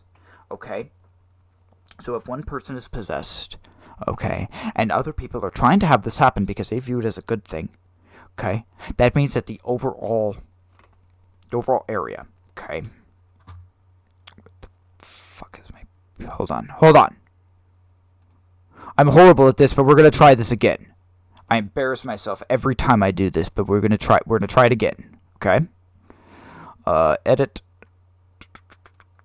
Hold on. I should just have one up, but I'd closed it because the last round did not. Hold on. Let's see here. Edit. Okay. So, let's see here. Black. Okay. There's the sanctuary. This is the sanctuary, okay? Pencil. I don't know. I don't even care. Okay, so this is blue. Okay, that dude there. That's too small. See, I'm just horrible at this. I need to get better at drawing. Like, figure out a good way of doing this, like in a theatrical. Okay, there we go. Okay, so there's the pastor. Okay? And then we got rows of people all over the place. See, now we're turning this into a Picasso. Okay? Now we're turning this shit into a Picasso. Okay, so, got rows of people. And then, we're going to use red, because red is a warning sign. Okay? We got this dude here. There we go. That dude there. And that asshole stands up. Well, this guy is speaking about God, okay? And he says, "The Spirit of the Lord is upon me." And he screams and he rolls down. And I say roll. I'm like talking like just straight up. You could roll or just somersault, doesn't matter. Just rolls down. Babbling and going. Okay? And now, okay, everyone in here is turning away from the pastor and watching this man. Okay? Roll down here. He's just going. He's just gonna go like that, like straight down. Right? But now we have another person who says, "Well, I want to be like that. I want to let that spirit in." Okay, remember, we're dealing with mystics here. Okay? We're dealing with something you can't see. I heard a story once. Okay? That a lady prayed for the spirit of joy to come upon a room. Okay? And then everyone started hysterically laughing. Because the spirit of joy came into the room. And this was outside of their control. And you might say that's crazy. But I say no, I believe them. It's mass possession, it's mass influence. It's just not of God. You're just confused upon where the power is coming from. The power is there. You're just on the wrong side of it. Okay? So we have another person. Okay? And then we have another person. And we have another person. Okay, you know what this tells me? Do you really want to know what this tells me? Look. The entire thing is infected. Okay? Because there is a big-ass entity, and they are huge. I can't state specifically how big they are, but we're talking like 12, like, man was made a little lower than the angels, and man used to be 12 feet tall. Demons and angels, big. They're really, really big. So, one, probably. They can change their size, of course. They can show all different things. But one, probably. Just having fun. That's all it is to them. It's comedy. It's their job. And as I've said, I'm not even sure they could tell you the truth. Like actual reality, I don't think they're capable of it. In my experience. They just can't admit it. They can't admit they're defeated. They can't admit Jesus is going to come back. And it doesn't matter if there's cameras on or off. It really doesn't. They physically can't say that they have lost. Okay? But this guy here, this supposed guy up here, guess what? Guess what about that guy? The doctor. The guy who is meant the shepherd. We'll just do it. Evil. Evil triangle. Evil fucking triangle with 3 sides. Seals. Triangles upon triangles. Okay. When I say no. No. Stay out of the infection zone. And if you're here, and if this is all you can have for God, then sit there, pray, open your Bible, and hope. I pray that the Lord will open His Word to you, and so you can understand.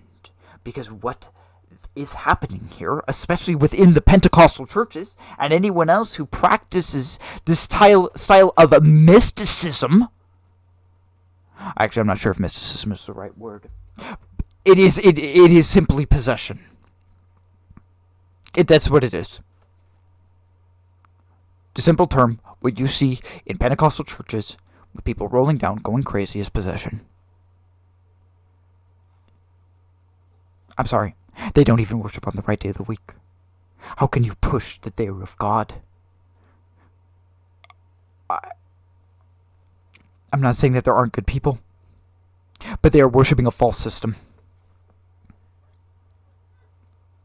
Many worship a man who is leading them away from God.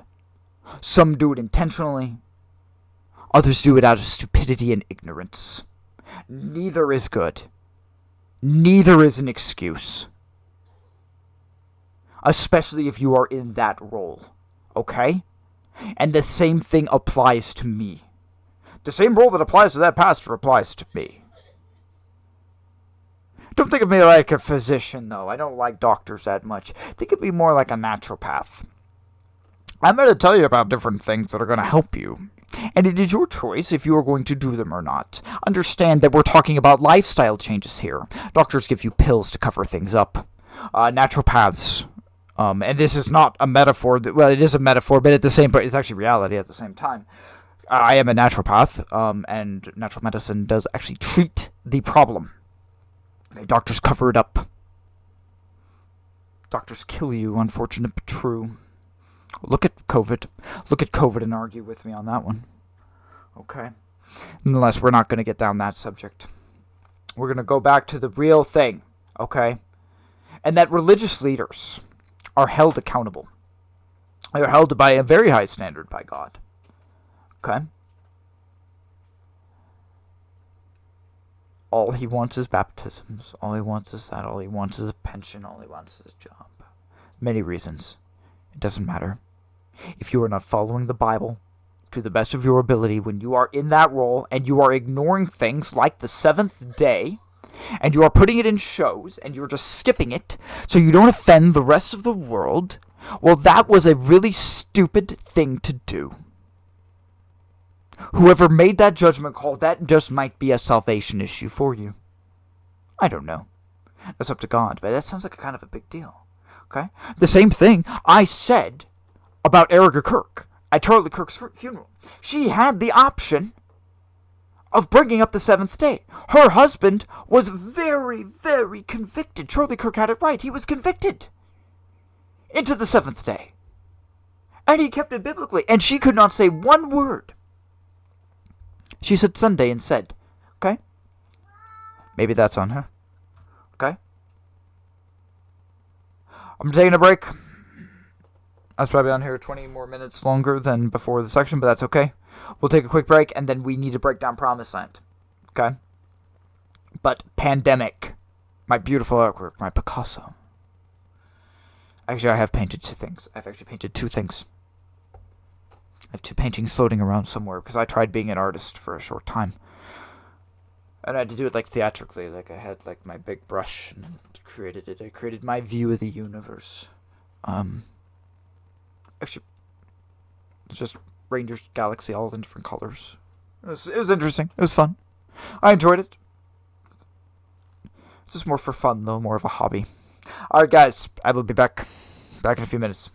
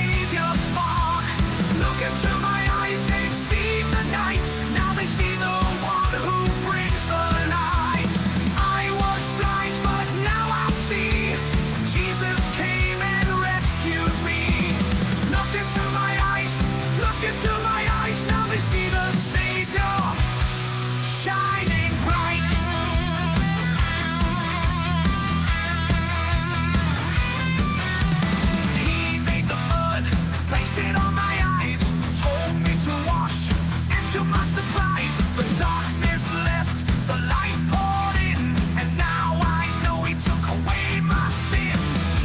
I was blind, but now I see his power has set me free. Look into my eyes, they've seen the dark, but now they see the Savior's spark. Look into my eyes, they've seen the night, now they see the one who brings the light.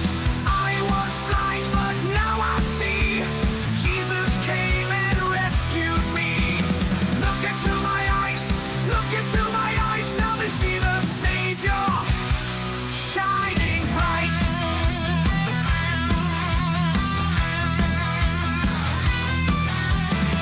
I'll tell the world what he has done. He healed my eyes, he is the one. No longer lost, I found my way. With Jesus there's a brand new day.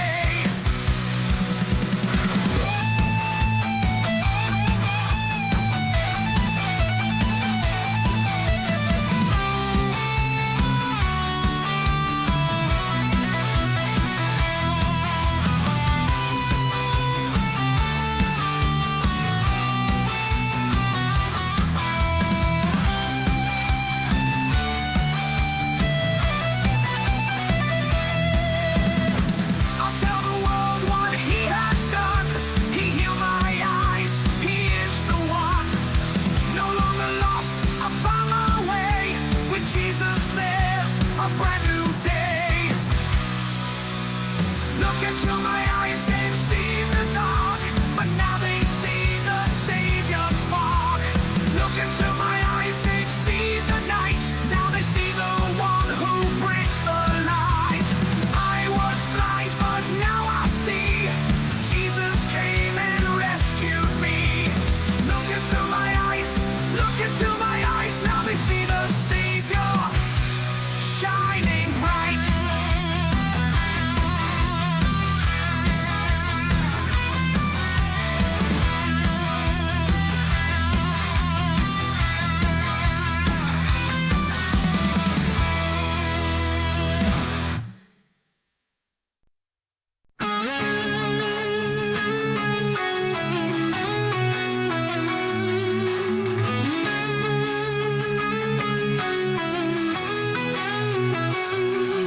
Oh, sacred head now wounded, with grief and shame weighed down, now scornfully surrounded, with thorns thine only crown.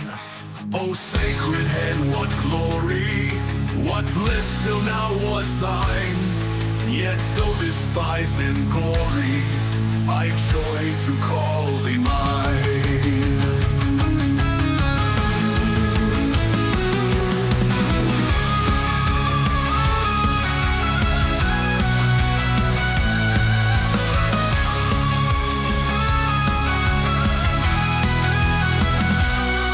What thou, my Lord, hast suffered was all for sinners' gain.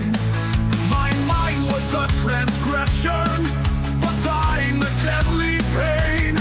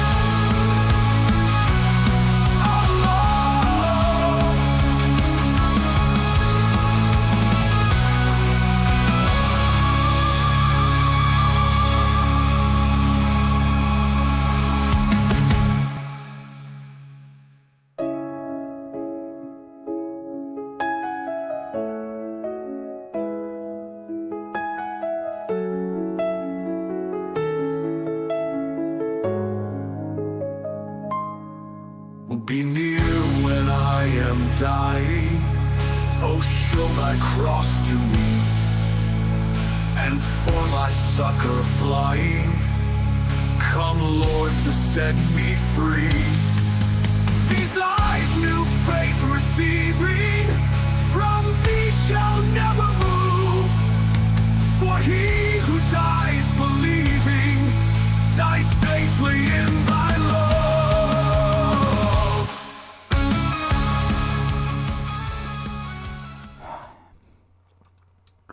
It's one of my favorites that they did. Oh sacred head, now wounded. It's just how deep, rich, I guess would be a good thing, because the language, it's Old English. So it's just a very different way of speaking, especially compared to contemporism music now, especially praise. Something like this, I love how just the words themselves are complicated. The one thing I will, okay. Should I? We'll talk about it, but I'm not going to actually dock it in Promised Land. Because we'll talk about Promised Land here for a few minutes. And we'll go through it. I don't want to get too deep into any major theological errors. We're just going to kind of go over an overview. And the reason is because I have to double check things.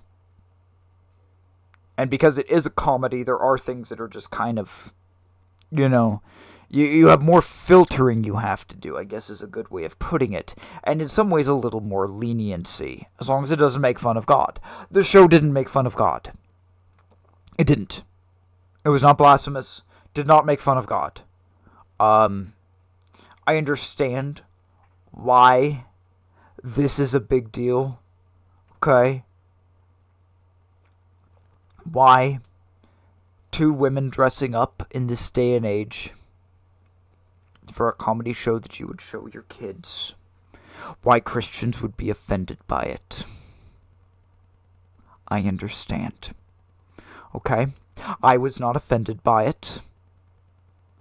I honestly thought episode 5 was one of the funniest things. And if you're married, okay? If you're married, and you have been married successfully for a little while, and you actually listen to your spouse, whether you are male or female, you will enjoy the comedy of this, because how men and women think are so very different. What men and women want are so very different, and that's how God designed us. That's not a bad thing. And so, for them to do this, and especially where that law had not been talked about, okay, and their point, why they even dressed up in the first place, was because they, as female leaders, which Miriam was a female leader, okay, I would like to think that Zipporah was in some way as well. Potentially. I know there was a lot of jealousy back and forth there, but I would like to think that Zipporah was also a leader. Many Christian scholars will say that the Bible is just abusive to women. In some ways, yes, the patriarchal system was abused, but it is not the way that God intended it. It's not that men and women have their own unique roles. They are uniquely fitted for specific things. Okay? And do I think that the women should have been kept away from the law and not been taught to read, write, and there had been suppression pushed upon them at that time in that type of culture? I disagree with it. As we've talked about with the Christian nationals, is the patriarchal system coming back, whether we like it or not? Yes. Am I a fan of it? I think in a good system, the patriarchal system, but the problem is people abuse. If they abused it in Christ's day, they're going to abuse it now. I can't think people are going to be better. What did we just talk about? The fuck did we just talk about? People are not going to get better. We're not going to get better. It's a disease. It is a pandemic.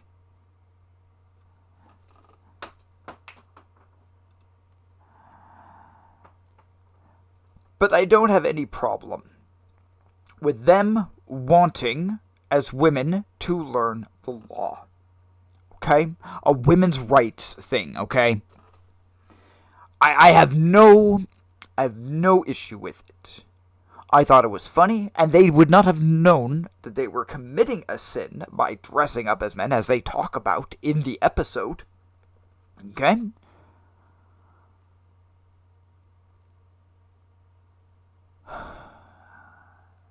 Because women weren't told that. They were taught like a need-to-know basis. In my understanding of it. Okay? I thought it was funny. I thought them trying to be men was funny. Okay? I didn't like all the jokes in it. I was honest about that. I didn't like all the jokes. But that... the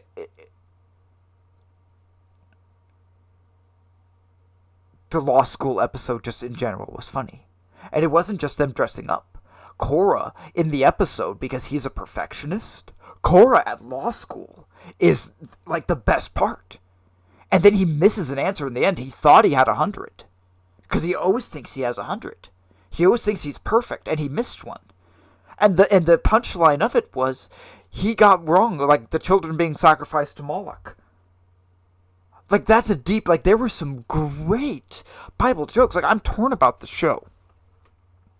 Because there were some like law jokes, like law school. I enjoyed because that's because I teach the law. I follow the law. It's what we talk about on this channel.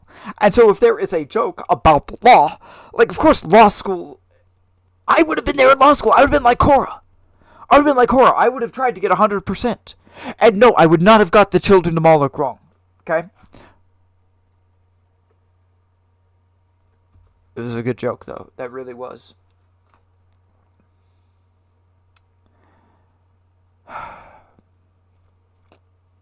I thought the show had some great points of comedy. And I guess it just depends on the person who will watch it. Did I see anything majorly wrong? No. I did not. Apart from the Sabbath. But that's not, like, quoting the scripture accurately. That's just leaving something out and giving the bird. That's what you did. Whether you like it to admit it or not. What you did in that show was quite offensive to those who keep the biblical Sabbath. And everyone is worshiping right now, and they shouldn't. Charlie Kirk, okay, who everyone's still worshiping, okay? Guess what day he kept? He kept the Sabbath too. Sundown to sundown. He and I would have 100% stood shoulder to shoulder, back to back, on the subject. Okay, I can promise you that. I heard the man speak on the matter. Okay, we watched one of his videos. Okay. Did everything else right? Yeah. But no one wants to talk about that. Okay? So yes. It was a bird. Okay? It was an insult. And you can say it was intentional or it was not intentional. I can tell you it was definitely intentional by Satan. Fuck that asshole. Did Mitch Hudson intentionally do that? Maybe, maybe not. You gotta think about it. You know that choice... I'm sorry. Choice has... There is a... If you were reading and you were writing a script... Okay? First off, you know how I feel about biblical accuracy in general. It means that Exodus 20, for the Sinai episode, you're going to look at the whole thing. Okay? You're going to look at everything, and you're going to figure what to put in and what to put out. Someone said not to put it out. What's up, boxers? We were talking about the good and the bad of Promised Land right now in our third section today. I got on here earlier. Oh, lunch. Oh, nice. I hope you do well on your class. Certifications are always fun.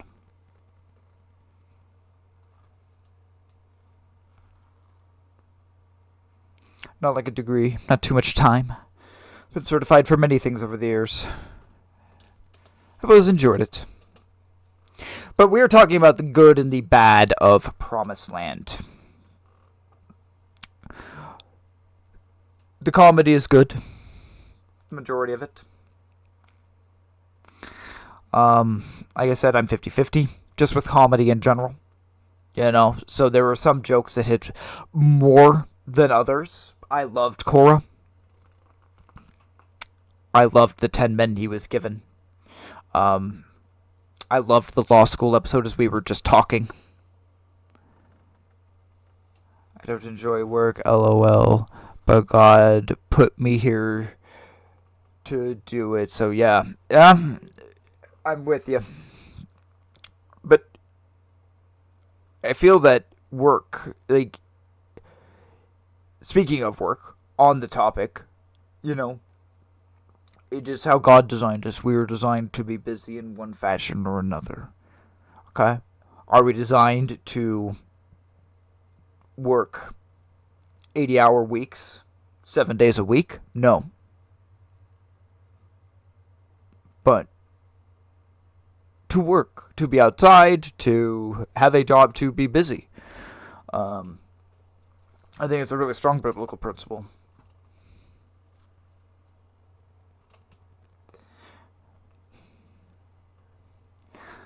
We're not going to watch his video on this either, because it's 49 minutes, his deep dive.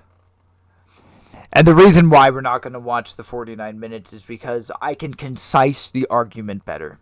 We all know the transgender issue. We all know the gay issue. And where the Christian nationals, Christians just in general for years, have come up against. Okay? But right now it's a really, really, really big thing. Okay? That's why it's controversial. That's why people are mad. I think they did a good job. Okay? I've had to think about it. I did not have an official answer for you on that in coming into this. I've had to think about it as I've been talking. Okay? Here's why. Here's why this is a good thing. Okay? Because they talk about it. Because they bring it up. And they say, guess what? It's a sin. If they didn't do that, they could not state that it was, but it's listed. And it is listed as an abomination to the Lord. Putting on cross-dressing is... You can't tell me no, because it's there. Doug, are you watching the horror movie about Jesus I told you about? It is on my list of stuff, but it's in a specific category. It's in my critical review category. And I have a couple of things in the critical review category. Oh, wait. Oh, no, you're talking about the other one. I'd forgotten all about that. We will watch that when it comes out. I thought you were talking about Nefarious, but it's the other one. Nefarious, I will review Nefarious at some point. I'm not going to say I'm just going to sit and watch the whole thing. I'm probably going to hit the bigger parts of it, and I'm going to look at it theologically, and I'm going to just do a critical review. But yeah, the other one.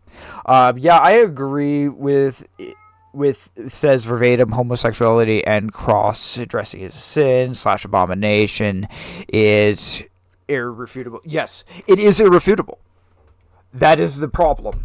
But see, the reason it... Sorry, my cat's also upset in the background. He's ready to go out for his afternoon walk. It's so funny when people try to deny that specific part of the Bible. And they try to justify it at the same time one moment.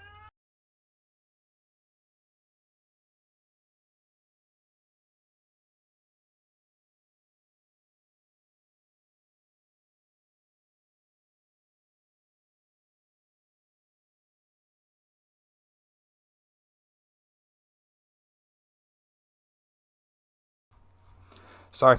I had to talk to him for a second. He's been very used to going outside. So, but this is why I'm pro, okay? This is why I'm pro, because the Bible is explicitly clear. But unless you show a reason, and remember, this is a comedy, okay? You have to show a reason why this law is important. They have made fun of and joked about a very serious thing, which is what good comedy is supposed to do, okay? That they've taken a serious subject and they've made it utterly hilarious, okay? They're not mocking the situation. They're merely showing that, guess what? It is listed as an abomination. Now, if we talk about abomination, okay, the word abomination, okay, because it is a strong word, because technically cross-dressing falls in the green category, okay? We're talking about other biblical statutes, laws, and precepts, okay? That's where it technically follows. But abomination, where God has classified that, moves it more to the top. Like, it's more, like, I'm not saying it's equal with the Ten Commandments, but anything that is listed in abomination is a very strong word. It is pushed higher just by the Lord's not just saying not to do it, because there were many things he said not to do. And then there were things he said, don't do it. It's an abomination to me.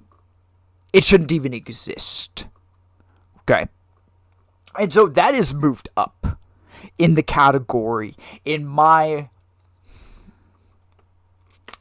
should I say opinion? It just has to do with the word itself. That's where I personally would argue with it. That's why it's important. Okay, but we can't have a serious conversation about it. Okay? Because they'll do something like this, okay? And then everyone freaks out on both sides, okay? Now, I have made my side on the homosexual argument insanely clear. At least I would hope that I have by this time, okay? I don't care. If you want to, you go do it.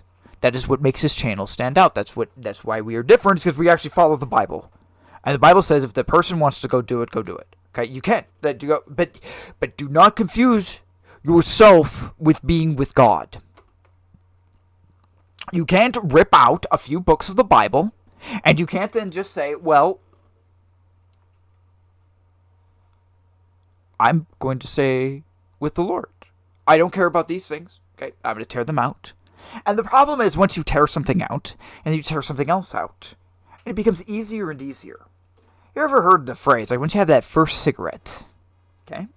You have that first drink, okay? You get drunk for the first time, okay? It's the same thing. Once you pull it out, it just gets easier. We've talked a lot about David. Let's talk about David's biggest mistake, okay? It's so people, it's so people when people try to deny that specific part of the Bible. Sorry, I think I already read that. Sometimes I lose track of chat because I don't look at it as much as I should. I try. But we've had a pretty quiet day. Oh. But let's talk about David's biggest mistake here for a moment. Okay? You could say the pestilence was big. But Bathsheba was the worst. Okay? Now, David saw her bathing. Okay? Now, it wasn't day one that David said to come over. It was probably a couple months in. He didn't walk, away. He kind of stood there and glanced down. He looked. He entertained the idea. He dwelled on it, he thought about it, and he chose. His sin was not just... It didn't start with him bringing her there. It didn't start with him sleeping with her. Okay? The sin started with the thought, with the look, with him watching her bathe.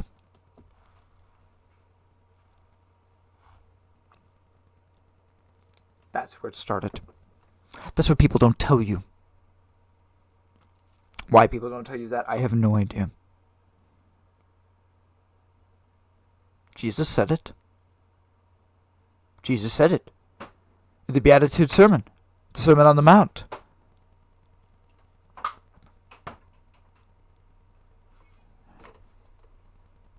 You've already committed adultery. He fantasized about her. And the same thing can be said that if you are fantasizing about the woman next door. Remember what I always joke about? Coveting thy neighbor's ass. And I'm not talking about the donkey. Okay? The same principle applies. And it is once again Another symptom. Okay? This is a bigger symptom. But it is yet another symptom of the same illness. The pandemic of sin. Okay?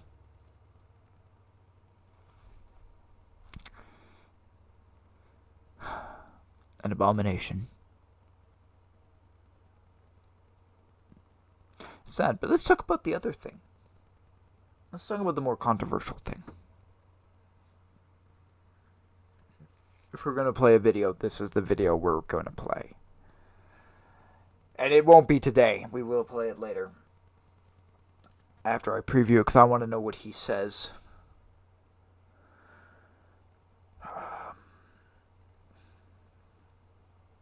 This is the one I can't decide on. In the show, I'll give you the overview. In the show, Bezalel helped Aaron make the golden calf. Okay? This is in the show. To the best of my knowledge, I will have to go back. I do not believe that was the case. See, the golden calf episode, I understand why they did what they did. Like, they had a plague, which they kind of make fun of. It was a joke. They didn't do the death of the 30,000 or whatever, 33,000 people. They didn't do that. Which I understand why. It's a comedy. You can't have the death of so many people and make fun of it, and get away with it. At least not in this society. You can't do it. This was edgy enough for them. That was edgy enough, in the Christian world. So,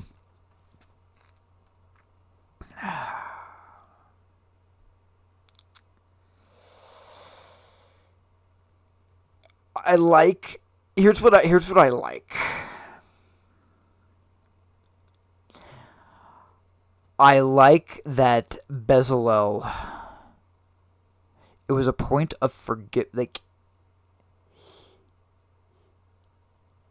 he trusted someone. Okay, this is the overall premise. He trusted someone. Okay, he trusted Aaron. He found out later that he sinned. Okay, that he did not know what he was doing, that he was a righteous man. He didn't know. So therefore, he sinned. And then he did not feel that he himself was worthy to build the tabernacle even when God called him by name. And he argues in the last episode, like he keeps telling Moses over and over, no, he wouldn't do it. And it's because he had asked forgiveness of God, but he had not forgiven himself. The concept of it, it's not biblical to the best of my knowledge. That's why it threw me off last night when I was watching. And I wasn't sure. Because it's not biblical, but I like it as a moral towards the show.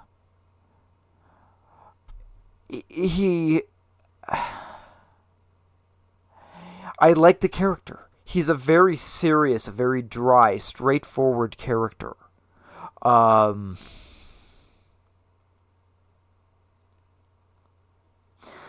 liked it.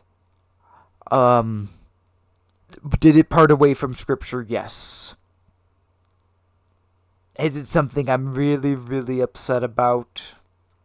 No. Like I said, I'm sad. I know where the rating is leading. The rating is leading towards like a 7 on the whole show. But there was some really funny stuff, and I need to go through it again. So don't think that's official. Don't think it's an official rating.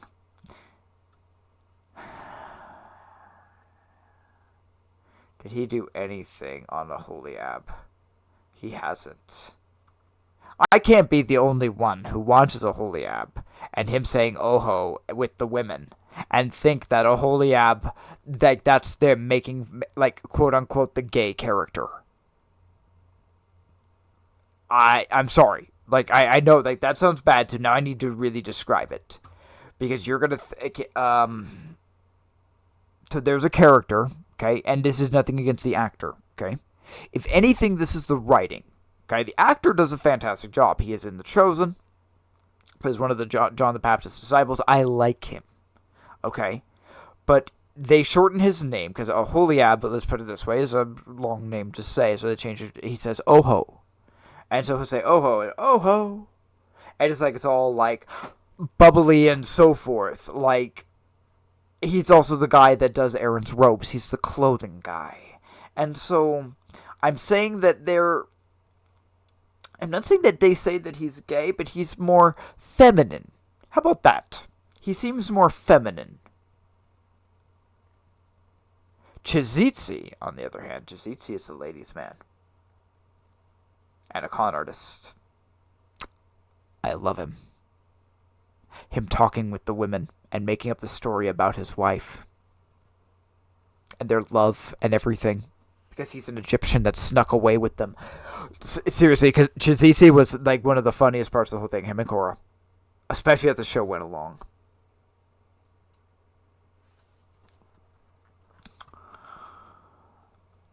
I like it. Golden Calf. It was serious. It was where it needed to be. I thought the conversations, especially Miriam, how Aaron handled it, how they led up to Golden Calf, I actually thought was really good. That they just had more troubles with the people and more things, and as Moses, and they had more water issues, and it just was a constant build-up. And finally the people just turned on him. And he should have trusted in God, and he should have moved forward. And he didn't. And that's reality. That is the truth. Whether those specific scenes happened and there was issue, whatever the exact problems were, it doesn't matter. The Bible is not very specific. It doesn't matter. It's not something I'm going to dock them for. I like that they took it down that path. I like the seriousness of that conversation, of Miriam going up to him and saying, what if you, like, that's an idol. What have you done? And him saying, where were you? Where was Moses? Where was anyone? I was left alone. Okay? It is something that many people can relate to. Was Aaron right with this? Is this a justification? No, of course not. But people still feel that way. I thought that was very relatable. I thought that the character of Moses as being a leader was relatable. Did I like the bullying nature with him and Aaron towards the conflict, like their arc? No. I didn't enjoy it. It's just not how I treat people. I don't make fun of people. If someone asks for forgiveness, I forgive them. And it was a lesson about forgiveness. So it was more or less kind of like talking to the person who, like, just can't admit when they're wrong. And they put Moses in that spot, and, it's whatever. Not making him perfect is good. Giving them each their own strengths, I think it's fair.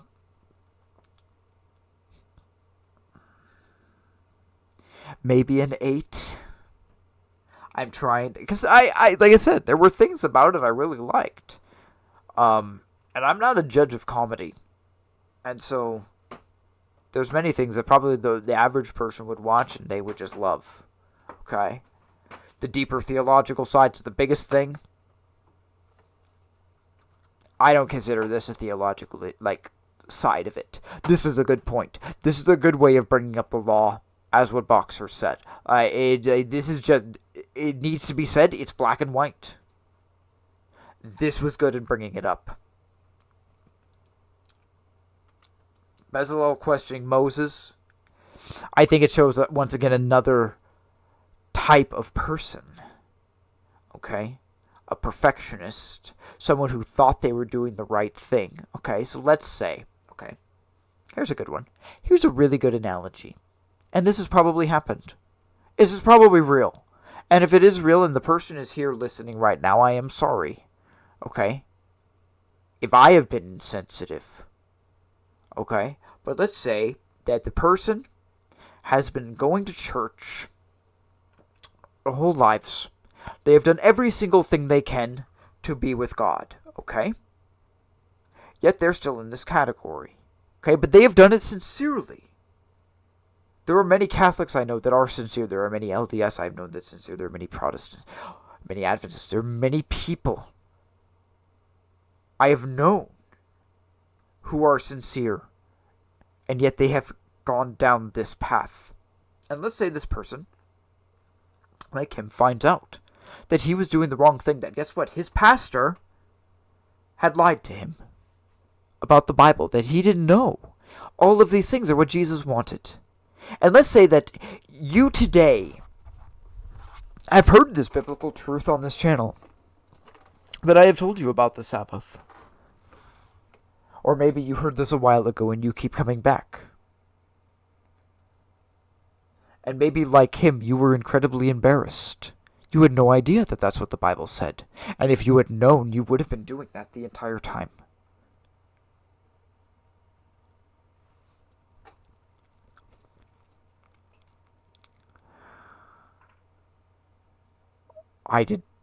If my words or whatever have affected you, it was not intentional. Okay? It was not an intentional thing. I'm going up against some big guns. And this is a very small community.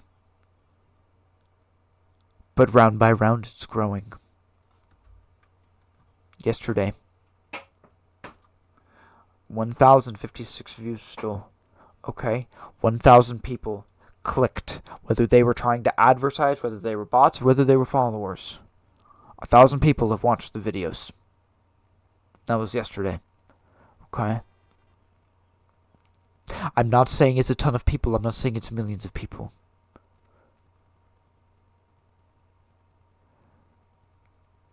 But I'm going up against the theologians and the scholars who are telling you to worship on Sunday.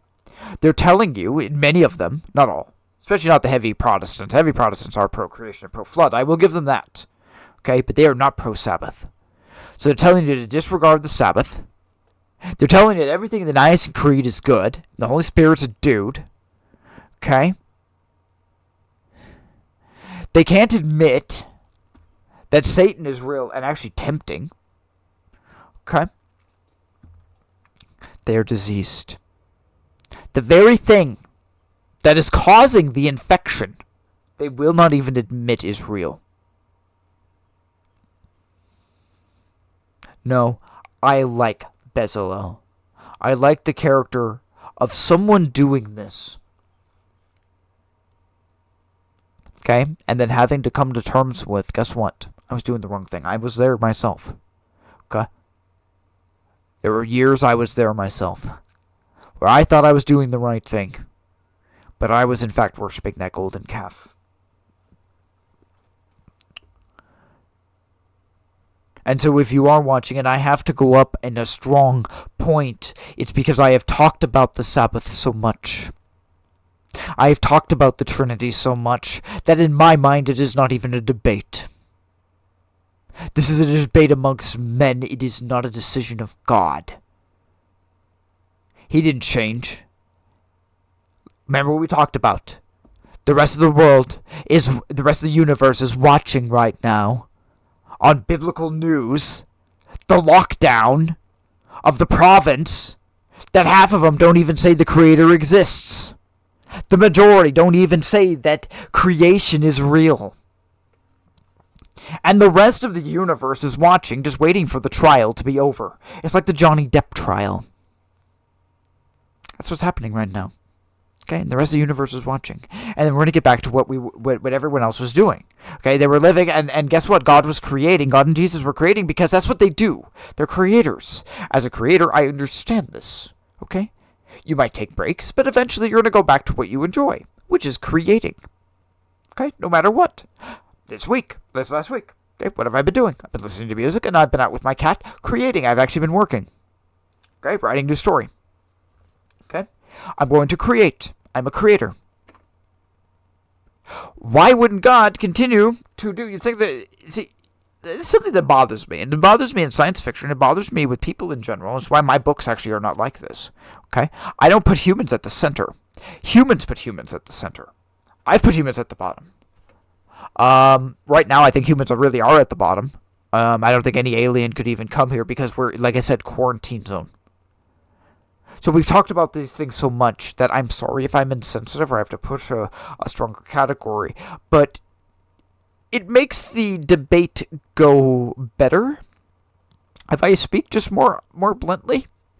Because then all the cards are out and they can just say, okay, yeah, there we go. It's like, yeah, I don't need to entrap you. I've got on my side. I have hundreds of texts. I have the tradition of the Jewish people. I have the Bible. And I have the faith to know it's all there. And it was all real. I've heard that still small voice of God that Elijah spoke about. I've seen insane, incredible things that I could tell you. And you would never believe me, that you would write me off as insane. You would rather call me insane than you would believe.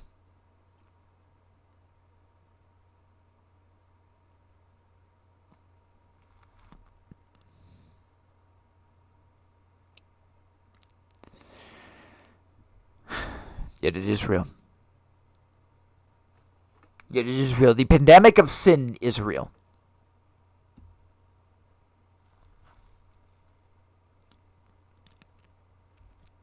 The nightmare. The nightmare. The death. The evil. You don't want me to tell you how they think. How they truly think, having one of them, a demon in your mind. What that's like. You don't want to know. It's horrible. You think of killing things. You have thoughts you never imagined you would, because they are pure, spitting. They are evil. They are fucking evil. So I don't even want to play videos for you at this point. Like, I've thought about it. I've really thought about it. I have them on tape. Okay? But here's the problem. They don't sound intelligent. In some ways, they almost sound dumb. It's like they're playing into it, which I've questioned for a while, and I push to try to get them to react or whatever, but they don't react. They just keep playing stupid. They're not stupid. These beings don't sleep. They're thousands of years old. All they care about is your demise. All they care about is this getting more red. That's all they care. Every blue spot here, they will cross out. If they could have every person in that church possessed and rolling around, they would. If they had the ability of showing off their power. Remember, one angel killed 100,000 Assyrians. Demons are no different. They are just fallen angels. We just say demon. But it's no different. No different.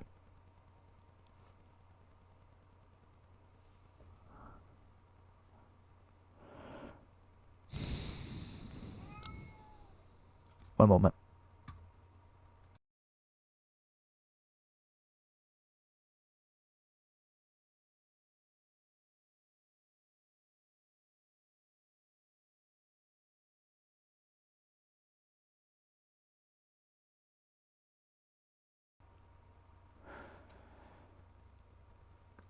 They have their choice. Everything. Do you think that it would just stop with people? Okay? Like I said, if let's follow this train of thought for one moment, okay? If Satan and the demons can't lie, okay? They can't lie. Or, I mean, they can't tell the truth, I'm sorry. No, they can't lie. God can't lie. But the demons, I'm sorry. The demons, if they cannot tell the truth, if God's the spirit of truth, if God is truth, and the demons cannot tell the truth, physically, if they have to lie, okay, it has to be a manipulation of it.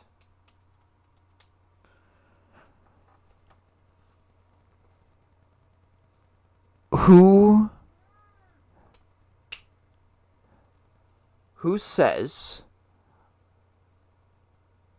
Sorry, I'm losing my train of... The cat's breaking my train of thought. But you see how that happens every time. something happens. When I really start getting deep into how they think, something always happens because they're motherfuckers. No, Morty. Lay down.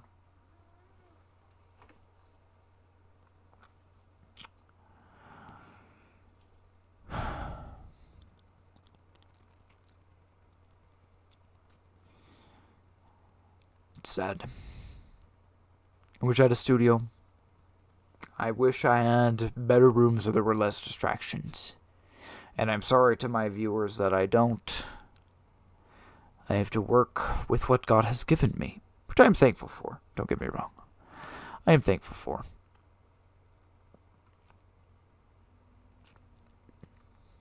But fuck them.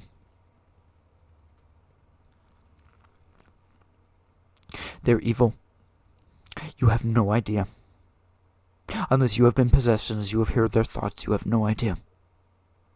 And I'm not going to debate with you. I'm not going to try to be a bigger man and tell you that I am right. I know that I am right. And you say you are right and you have not experienced it. Well, fuck you. You have no idea what you're fucking talking about. And I don't care to hear what you have to say apart from that. You're stupid. You're stupid. You are clearly on this side. Because you are an idiot. I thought I knew. I displayed such arrogance. I was on this side. And guess what? I should be dead. Because I was on this side.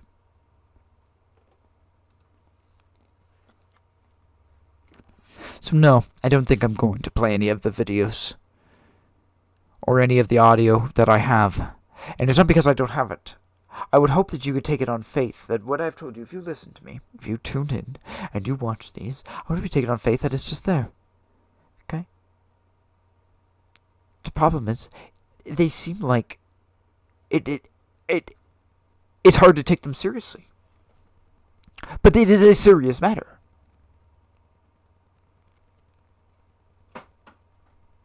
Satan is single-handedly the smartest created being in the universe, who's very old. And I talk to him with probably more candor than I should. But it's only because I lean so heavily on God. It's the truth. I talk to them with way more than I should. And I know that. But it's because I've been there. Because I have the experience. Yet churches don't even want to say that the temptation happening on a daily, momentary basis is real. That choice, that simple choice, it means nothing to you. Actually might mean the world to God. It actually might mean the world to Satan. It might be a battleground before your eyes. That you didn't stand up for the person being oppressed. That you didn't side with God and you decided to just follow the crowd. That you heard about Sabbath. Or you heard what I said today. And you said, no, he's nuts, that's just for the Jews. I've heard many people say. But then I'm going to repeat what I said. Remember when we talked about this for 3 hours? Remember what I said? Remember the question? The provocative question. I'll repeat it again. If it's just for the Jews, can I sleep with your wife? That's all we're going to say about it. When I get an answer to that question, then we'll continue the debate. But no one has been able to answer the question. And I'm not the only asshole who has said that. Many people have said that. Because we all know you're going to tell me no. You're going to say no. And then I'm going to say, well then, how can you take one and pick it above the other? And then you're going to point to what Jesus said. And I'm going to say, well, you got to go back. You don't know your Bible. I'm going to tell you flat out. I'm going to say to your face, you don't know your Bible. Go back to Leviticus and Deuteronomy. And then we're going to go back and forth. And 3 hours later, you're going to call me crazy, and I'm going to say you willfully denied the will of God. Your problem is not with me. Your problem is with God. Your problem is with God's law. It has nothing to do with me. I'm trying to follow God's law, and I'm merely trying to help you. As we talked about, okay? Think of me like a naturopath. I'm going to tell you about different weird things, okay? Did you know garlic and oregano are fantastic for like viruses and stuff? Like killing like warts. Warts are a virus.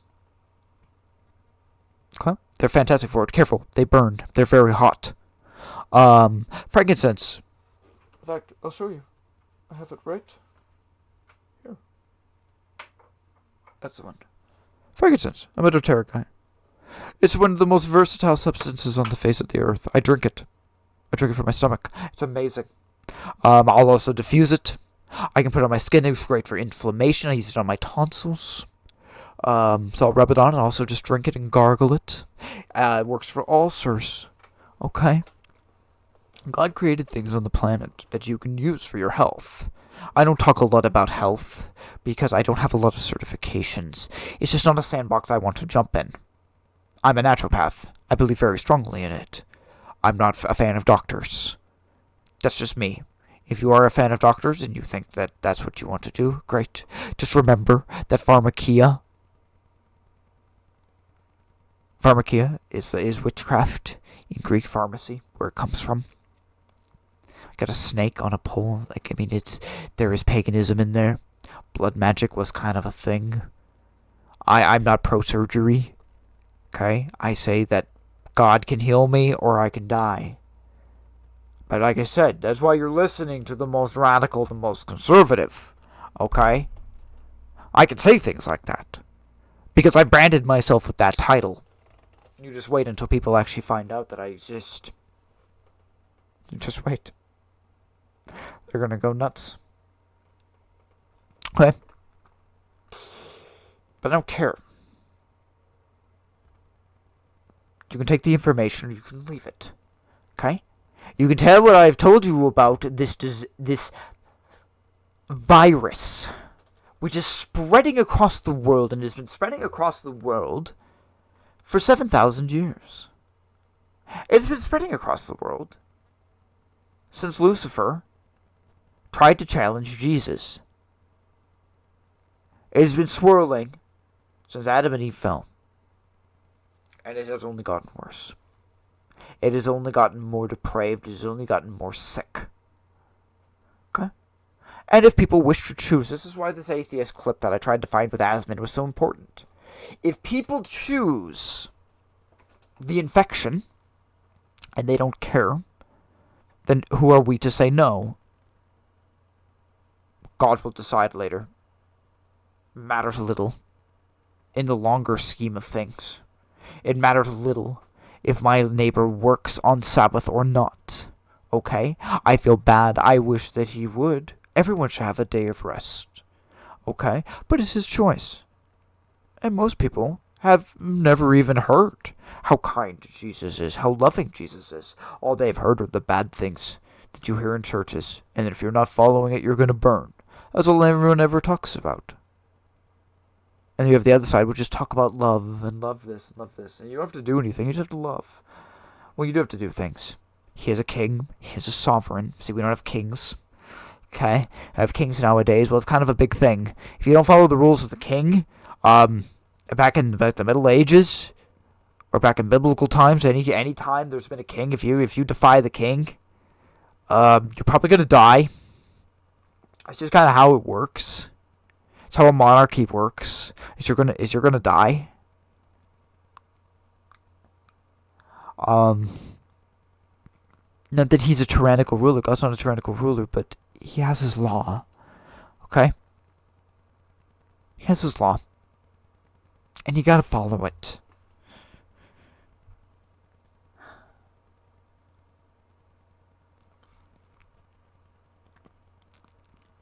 And if you don't, you're gonna die. I'm sorry. You're gonna die. You're part of the red. And I would hope that this metaphor strikes well with people.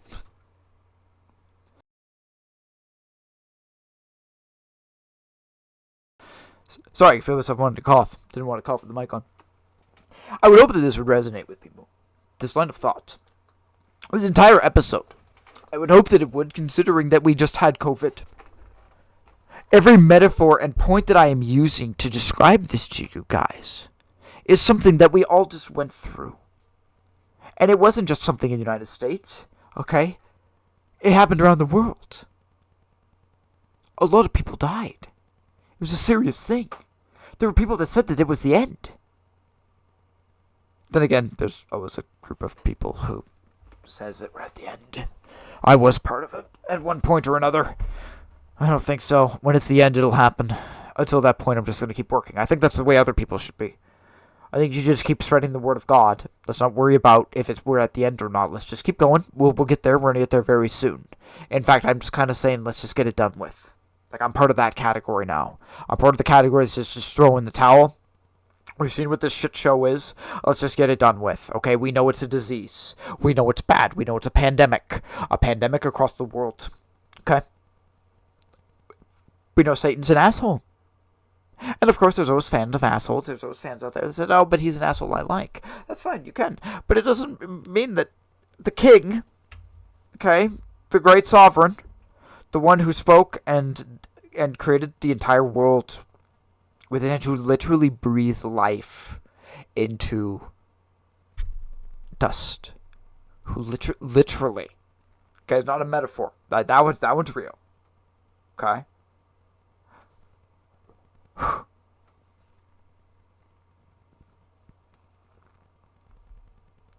You're gonna side with him, and you think he's gonna win in deep Satanist theology. Okay, there are some who believe. See, I was part of the burn them category. Okay, as a Luciferian, I was part of the burn them category. I'll be honest with that. I didn't believe they were gonna win. I expected to burn, and I prayed to burn. I prayed for God to come, so that way he would punish all the wicked, and I was one of the wicked, and I chose to help other people become wicked. That morality was kind of a gray line to me at that point in my life. I can admit that. Okay? But now I'm saying let's just call it. We've been there. We've seen it. Okay? I don't care about your kid's soccer game next week. I'm just ready for Jesus to come. You should be ready for Jesus to come. You should be, if you are a Christian, if you actually believe what you are listening to, okay, if you're not lukewarm, then you will follow this. Then you will do your best to follow everything in there. Because it does matter. We know it matters. We talked about it for 3 hours. The episode is still on Kick. It's not on Twitch, because Twitch, for some reason, is not keeping my videos over a week right now. I even have a Prime account. I don't know. It's weird. I'm sure it's a technical issue on my end. I'm sure it's not an issue with them. I'm not blaming them. I'm sure it's a problem with me. But the episode is still on there because I don't have YouTube right now. I don't think I'll have YouTube. What if it mattered? Well, it does matter. We know it matters. God will not clear the guilty. He's not. He can't show a double standard. If you break the law, he can't single you out and have your neighbor who broke another law. You can't. If you have one exception, you have to make multiple exceptions. He is a God of mercy who gives us more chances, because technically, according to his law, okay, even just the thought of adultery is done. Okay, it just doesn't even exist. Even the thought itself, at that level, doesn't even exist. Okay. So we are given a great deal of mercy. Okay, but mercy is different than justice. It is different than judgment. Okay? A judge will have to pronounce, I have sinned. Okay? Me personally, I have sinned. I drew a seal in the fucking ground, the seal of Satan, and I debated with Satan to God. Whether it was actually God or not, if it was just part of a hallucination, I know The demons were there. I know what happened. Okay, but whether if it was God herself, that I don't know. That's something I can ask God later. If it was actually him or not, and he allowed the theatrical show, I don't know. Okay, but what I will say is I sinned greatly. I sinned so greatly that, especially as someone who was teaching at the time, okay, false teacher. I was a false teacher. A couple years of my life. When I came back to Christianity, but I didn't study. Remember, I told you about that phase. Hey, that was the most dangerous phase of my life. Okay? It wasn't Satanism. Satanism, I made people evil, but I was honest. When I became a Christian, and I preached about God, but I didn't study about God, and I didn't follow the principles, okay? I was in this category. I was a false teacher.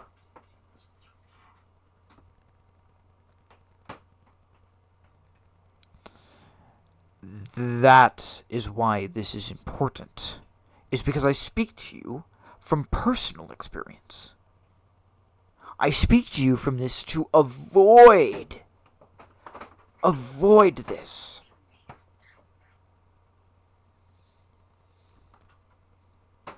The world doesn't want to. The world doesn't want to.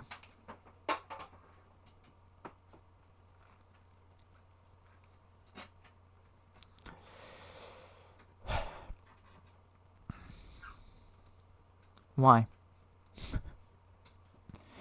What I'm talking about isn't hard.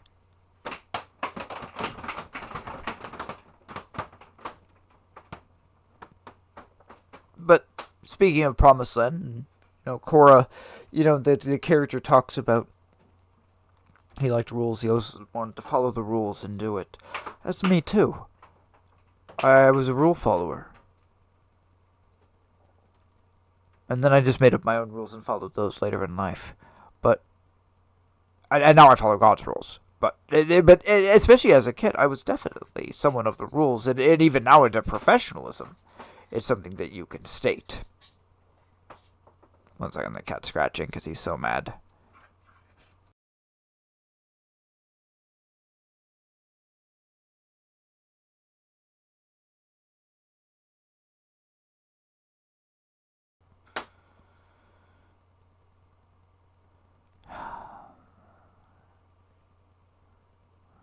Yeah. He's so mad. He's so mad. I'll let him out here in a few. We'll go play. We've been playing in the woods. That's why he wants to go out. He's been hunting for hours. He goes sit there and watch chipmunks run around. So, we've been having fun. That's why he wants to go out. But I have to do my job too. And my job involves drawing on paint. And telling you to not do this. Okay? Just say no.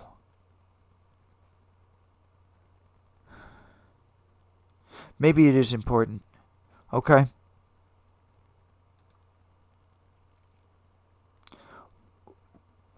One full point.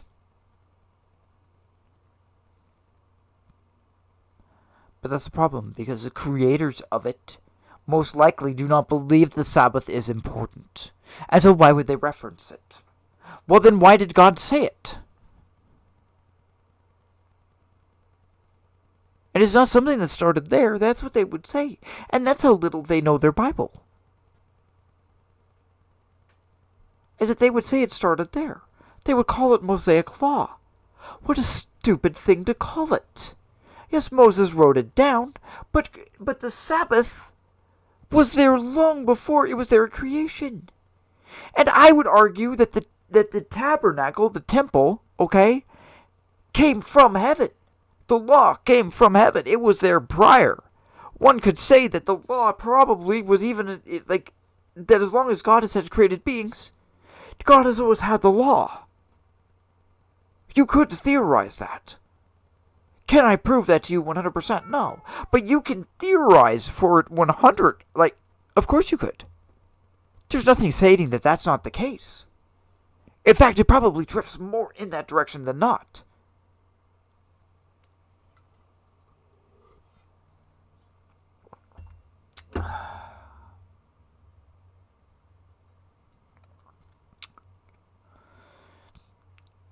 It's just insulting to me. It's not going to be like House of David. Where House of David wasn't, season 1 with the Book of Enoch. That was just a major deal. That was just good conversation. That was good content. I've got an hour's worth of content thanks to that error. Okay, and just like this, it was able to bring it out. Okay? But I talk every single episode about the Sabbath. In one fashion or another. Because it is important to me. It's next level theology. Remember we talked about next level gaming? Okay? When you start keeping the Sabbath. That's next level. That's advanced. Okay? That's where I hope you're at. That's where Charlie Kirk was. It is where I am at. Okay? If you take the Word of God seriously, it is where you will be at as well. Because I'm sorry, guys. Look at it. We have a limited amount of time right now, and I'm going to be honest with you. I have a 4-year plan set up right now that I've been trying to build. And there's going to come a point here next year where I will go back and get a different job because I need to gather some more resources. And so I will have less time to spend with you, potentially, because I will be working more hours. Because we're coming up. I'm not saying that my ministry is not important. I'm not saying that getting on and talking to you is not going to be important. Okay, it will be.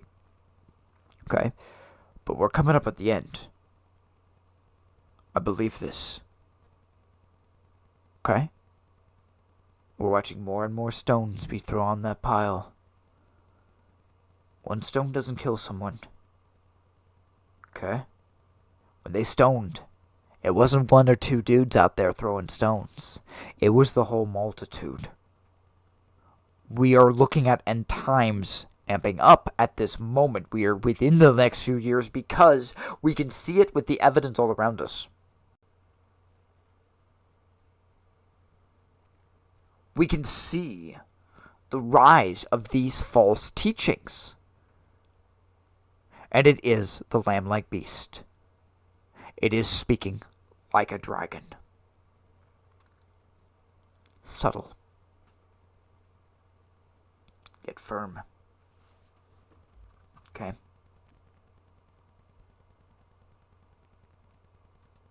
Fearsome if threatened.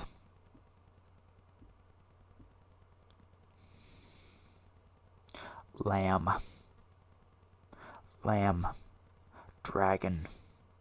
Lamb. Dragon.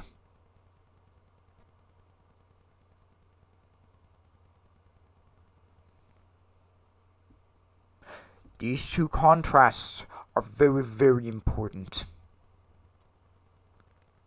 It's a war inside all of us. And I'm not going to lie to you and say that there is not a part of me that is still not here. More and more of it is going away each day. But there is a part of me that says, let it burn. There's a part of me that says, let's leave the world where it's at. Because guess what? Christians have rejected God. They have rejected His law. They have rejected the Sabbath. They don't even believe that He is the Son of God. They don't even believe Jesus is the Son of God. Let it end. Let it end. Let Jesus come again. Let the dice fall. Remember what we talked about? The Pentecostals? About the possession? They do things like that in His houses, in places that He is defined. Okay? Greater evil. If you are claiming to be that of God, and you are not following it, I'm sorry. It's a greater evil. It is a greater evil than someone who just straight up claims atheism.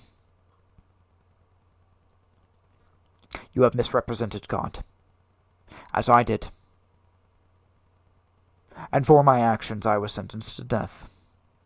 Now the Lord was merciful, and the Lord said, you have one more chance. And some people have a longer count than others. Because of my drive, the passion that I bring in, like Paul, The Lord knew I would be a valuable piece to turn. He knew that if I could see the error, just like Bezalel, that I would be ashamed of my own actions, and that I would be ready to move to the right side, to do it the right way, to talk about it the right way, and to stand until death. No matter what that death is. To trust in God no matter what. That if I am to stand and die, I will stand and die. If the Lord wishes me to stand and fight, I will stand and fight. So I'm willing to let it go anyway. And I feel that we all should be that way. We should all be that way with how we are looking at this, with the end. Anything could come up. We need to be ready for any situation. And to be ready for any situation, we must rely on the Lord every day, for big and small things. It is a practice. It is a lifestyle change.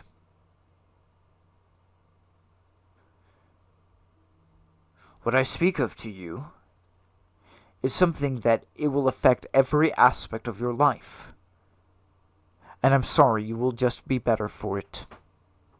In the end, you will probably thank me. Because what you will feel is true peace. I've always been an angry person. A violent person.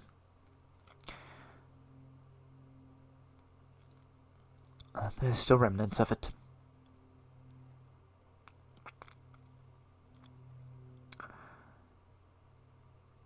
But God has taken away most of it. I'm happy. Because I've never been so angry than when I was a professed Christian. When I tried to tell everyone what they were doing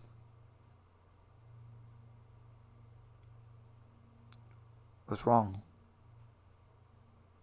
When I was just as violent. When I did more practicing of magic deep down. Because there's no rules. If you give Satan devotion, if you accept any form of power, there's no ritual you gotta say. There's no seal you gotta stand, and that's a secret. That's a secret I'm gonna tell you. Okay? It's a dangerous secret. Because once you know it, you realize that anything is possible. You don't have to stand in a spell circle. I don't have to go out there with sand, or a stick, or whatever, and draw a circle, and draw a seal to bring in a demon. If God allows the thing to fucking stand next to me and show itself, or display any form of power, it will. It can. If it chooses to. It is only the power of God, and His angels, that stand between all of us and death. Between the entire world, between creation itself. That Satan would destroy every planet, every plant, bird, and animal. Because he is anti-God, anything that God would have created, he would destroy if he could. Imagine every living thing on the planet. Every animal, every bird, every tree, every insect, every fish. That he would have it burn because deep down he can't find even a medium balance. He's the true radical extremist. And he can't even admit he's wrong. He can't even admit that very soon, within the next few years, which to us is a long time, okay? To him, that's actually not that long at all. This is being spent around for thousands of years. A couple of more years is not a long time. He can't admit that he will be on his knees in agony, confessing the name of Jesus, and that he is Majesty and Lord. I know, because I've said it to his face. And he can't. He bites his lip, and he won't admit it.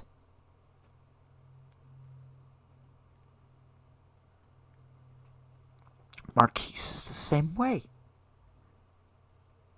In my conversations with him, which they both claim to be masculine. When I say him, I don't believe they are masculine, but they claim to be masculine. Okay.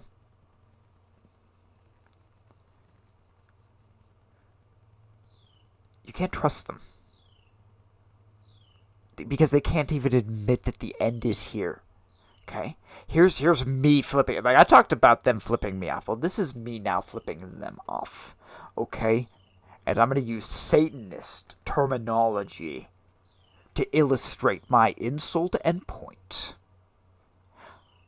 Christ dying on the cross was the death knell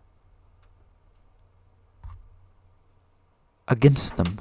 It was the end. Satanists have stolen that terminology, ghosts specifically, with a song. But Jesus did it first. Satan is doing nothing more than copying him with writing it down. Good song. I liked the song when I was a Satanist. I did. I loved Ghost. Worship music? Bro. That's where I was at. Okay? But remember, I was evil. I was someone who hated myself. Deep down. I prayed for death every day. How could I not hate myself? I prayed for death. And yet I was worse as a professed Christian. I was worse as this. Because I would have said the same. There's a reason. Wait, you wonder why. I have so many problems with this. Okay, with this picture, when I saw it. Is it because I was a representation? I am now a representation of coming from here in the last 5 years of being like this. 10 years probably. Last 10 years. Being this to this. I've been this now for about 5, I think. I think it's been 5 or over 5. Had to do with the death of George Floyd. It was right around that time. So I've been this now. And it's not that I want to. It's that I have chose to. I chose to pick up my Bible every day. Okay, I chose to ask God for strength. I chose to let go of the hate. I chose to let go of the pain. I chose to let go of sin. Okay, I can't do that without Him. Okay, I can't do it on my own. But I still had to choose. And by you telling yourself there's no choice, you are telling yourself a lie. By you saying you're forced to be that, okay? You're forced to be this, you have lied to yourself. You're not forced to do anything. You're not forced to go to church. You are not forced to choose God. You don't have to choose evil, okay? You don't have to work the job you are working, okay? People don't like accountability. They don't like the word. It's a psychological thing. It's a sad truth. People don't like being told they're wrong. Okay. People don't like, even worse, looking at their own actions and saying, I fucked up. Okay? Well, guess what? Just like Moses, I fucked up bad. Okay? I went so far down to this path that God said, you're done. You're done. You're done.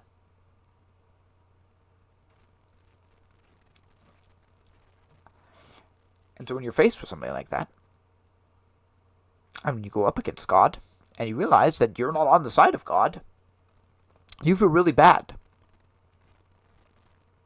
Okay? I don't talk to you about that. I should. I should talk to you about that. I should talk to you about the recovery. About what a demon inside 3 days inside your mind does to you. Alone.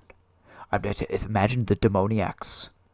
Imagine the legion. They for years. They were cutting themselves. Chasing people, killing people. Imagine the memories they had to deal with. The memories don't go away, man. Like, they just don't. You're stuck with the memories. You're stuck with all the horrible things you did. Because you were there. In the end, it was your choice to have the demon go into you. Okay? No one tells you that either. Everyone says they were possessed and they were saved. But no one tells you that it was your mistake which led to it in the first place. Because they don't want to take accountability. Okay? Unless you take accountability. Unless you admit that your sin is wrong. Unless you remember where you were. And you look at the progress. You will repeat the error. You have to. I know it's tiresome. I know it's painful. I know it's in some ways just even annoying. But you gotta remember it.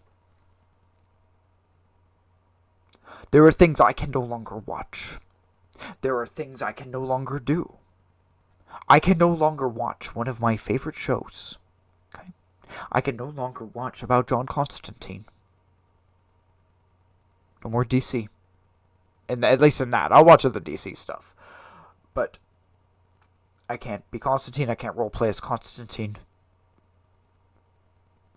Because for me, it's too close to reality. I know the danger and the fire that I am playing with. I know that I'm weak on that side. Because I enjoy it. I enjoy it. The reason why I can never pick up a cigarette again. I can smell cigarettes just fine. I can be next to someone and smoke it just fine. But I can't take one. Because I like it too much. I can admit that to you. Okay? Now you need to look at yourself and admit it to yourself. You don't need to admit it to me. Okay? I'm not telling you to go and confess your sin to someone. Okay? What they do with confessions in Catholic churches is wrong. Okay? You're not supposed to confess to a man. This is between you and God. You and God. No one else.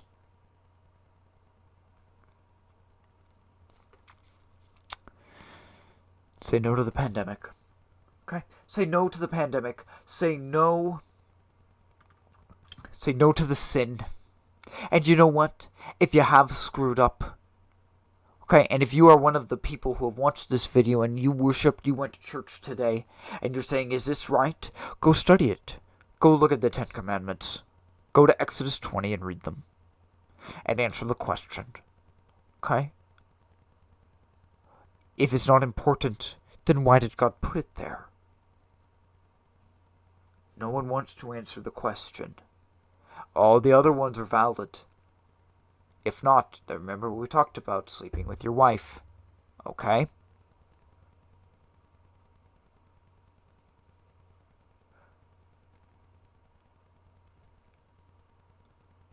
You should. Okay? And deep down, in the end, maybe what has to happen is you need to forgive yourself. As it took me time. That was one of the hardest parts. Talk about recovery. Okay? Using magic and demonism is like a drug. I don't talk about it that way very often. I used to. But it's been so many years now. It's been 5 years. That in some ways, I just view the night. I view certain aspects of it. But I don't view. It was a high. That's the sad truth. It's a high. Being possessed. Take it from a drug user. Take it from a guy who's used multiple substances and done multiple things. Possession was no different. That was a dopamine rush. The shit that I saw and the things that I did in those couple of days were incredible. I never, in my wildest dreams, could have imagined. I barely scratched the surface. I know that. And I can't go back to that. And so if there's something for you that you know you have to just walk away from. For me, like I said, I know I can't have cigarettes, but I can be around people with cigarettes. There are some that, especially right when they quit or drinking, you gotta just stay away from it because you want it so badly. And that might mean a change in your life. Okay? It might.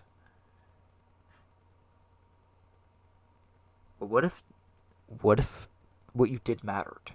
That's what we're going to say. What if it mattered? Now we're not talking about works. Okay? I love the Lord, so I try. I challenge you. Do you love God? Do you love Jesus? If so, then why are you not trying? It's a simple thing. It's just changing the day of the week you worship on. It's not that big of a deal. It's just changing it back. And then you're following God. It's a simple thing. But people make it complicated.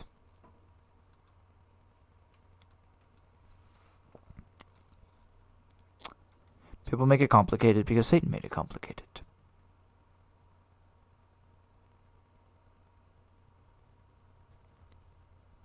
I've started saying more.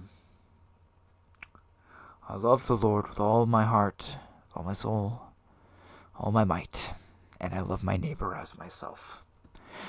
Something I didn't say for many years because it had such a negative connotation that people would use that to throw away the 10 Commandments. But I started saying it because, and using it what it's meant for. Jesus said it to remember the 10 Commandments and to summarize it. And that is what they said back in Acts. And go back to Paul's writings. Go back to him. Go back to Romans. And the others. You'll see it. He says it. It's summarized. Okay? They all sum them up in one. But I started saying that because it is important.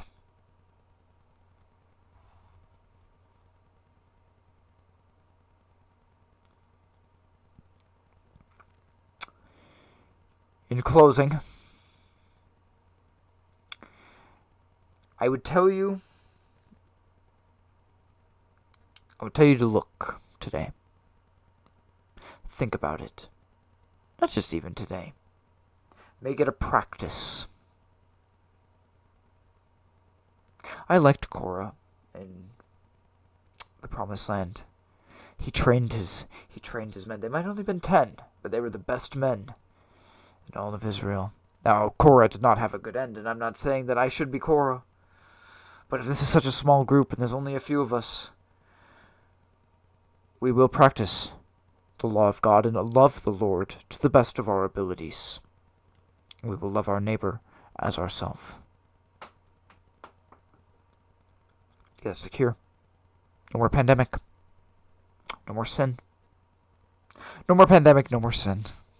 It sounds nice, doesn't it? No more pain. No more death, no more loss. We're almost there. But it's not over yet. You cannot stop the race now. Don't stop the race now.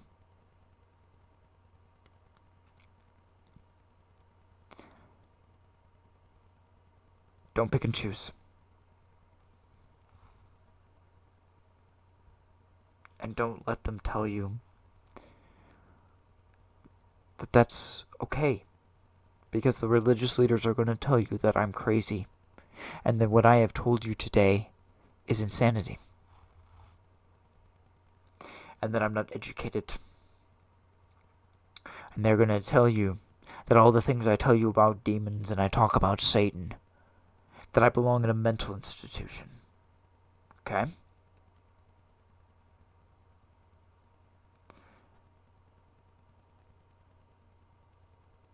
And yet I'm still here. You know, we'll talk about one more thing. I've been thinking about this. There's a lot of stories about David. There are a lot of stories about Jesus. We have the apostles. I mean, there's a lot of them out there. Have we done Samson? But David definitely has been done over and over and over. You know, a pretty badass prophet that I don't think anyone has even touched. But you gotta do a TV show. This can't be movie. So if anyone is watching this who does these things, okay, just letting you know, as an author, Okay, as a writer, I would be willing to talk to you about it. Okay, in my deeper thoughts. Okay, do Elijah. Imagine Elijah's gold. Elijah is untapped gold. You have Ahab and Jezebel. Okay, there's your comedy right there and villains, because Jezebel is a hardcore villain. Okay, Elijah and then Elisha. Okay, you got both of them. We got multi-years. We got great miracles. We've got, and we have something that not a lot of people have done. This is one of two men which was translated to heaven. He did such a good job. And I'm not saying he did perfect. He did such a good job that God said, well, guess what? You don't have to see death. You did it. I think the story of Elijah, imagine him killing the 400, imagine the Baal priests pushed him down to the river and they slaughtered them. The river would have ran blood, like ran red with blood. You think House of David is bloody? That was a slaughter. And you say, well, he's a prophet of God. He wouldn't have killed him. Go back and read it. You go back to 2 Kings and is it in 2 Chronicles too? I know it's in 2 Kings. You go back and read that. And then Ahab, would really be the comedy of the whole thing. There were other characters, of course, that could be brought in. It's actually a really well documented part of that section of history in the Bible. I'm just saying, if there's any writers, if there's any Bible creators or people with money and you want a script, I'd do it. I'd pull myself away from Rangers to write Elijah. And I don't even care about the money. You know, as long as I have enough to just keep streaming, get a little trailer or something, I don't need millions. Nope. If you want the money, you can have the money.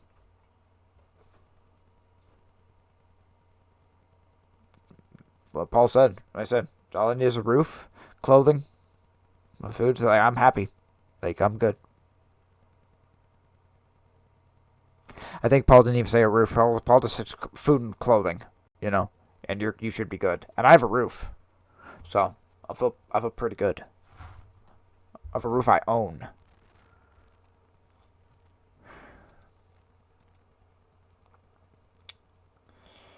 But yeah, Elijah. I would think about that. I would do that. I hope someone does. Okay. Part of me would like to see Dallas Jenkins do it. Be a part of the Chosen verse. The other part of me would like to be See Wonder Project. Here's why. It's bloody. It's hardcore. I'm not sure Dallas Jenkins. He's more he doesn't shy away. I'm not saying that he doesn't shy away from asking very tough questions. And Chosen pushes some really tough concepts. Hard things. He does. But it's from a dramatic level. It's not... Chosen isn't violent. It's not like House of David. And that's what I mean by that. Is that he doesn't do... His 70 AD... That's maybe the only thing he's done. And I thought his 70 AD scene, the destruction of the temple, was done pretty well. There was no bloodshed or anything. But it was violent. It was as violent as he could have pulled off, probably, and gotten away with in The Chosen and the audience that it has. Because it's a very different audience than House of David. So, maybe I'm being unfair. And if I am, I apologize. It is not... I don't know what capabilities he truly has as an author, or as a writer. Excuse me, not an author. I'm an author. He is a writer. He is a writer and director, and producer, and owns his own film, 5 and 2 studios. He owns his own studio at this point. He's a big name. He is a very big name now compared to when I first heard of him. When, Chosen Season 1. No one knew about him. I am excited about this. We'll probably watch that tomorrow. There's another. We'll watch his reactions to the trailer. The first look. I don't give two shits about Chosen Adventures. I've seen so much David stuff. Why do I want to watch an animated David movie which looks okay, when I have House of David, which I'm going to go watch after I let my cat out.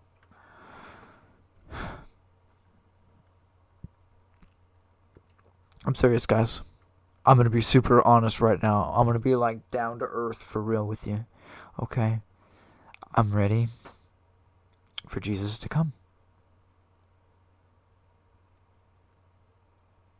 I'm ready for the pandemic to be over. Just as I got tired of masks. Okay?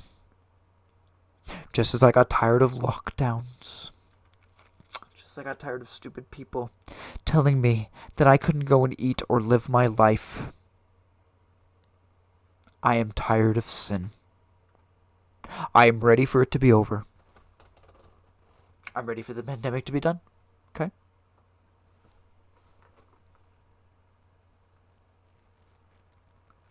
Let's have it be done. And let's just get back to life. The way that God designed it. The way that Jesus, the way that they designed it for us. That's where we should be. Okay? And tell you a story about Red Robin. I was very upset. I went to... It's kind of funny at the same time, but I went to Boise just during COVID. During the whole mask thing. Yeah. And I didn't wear a mask. Okay?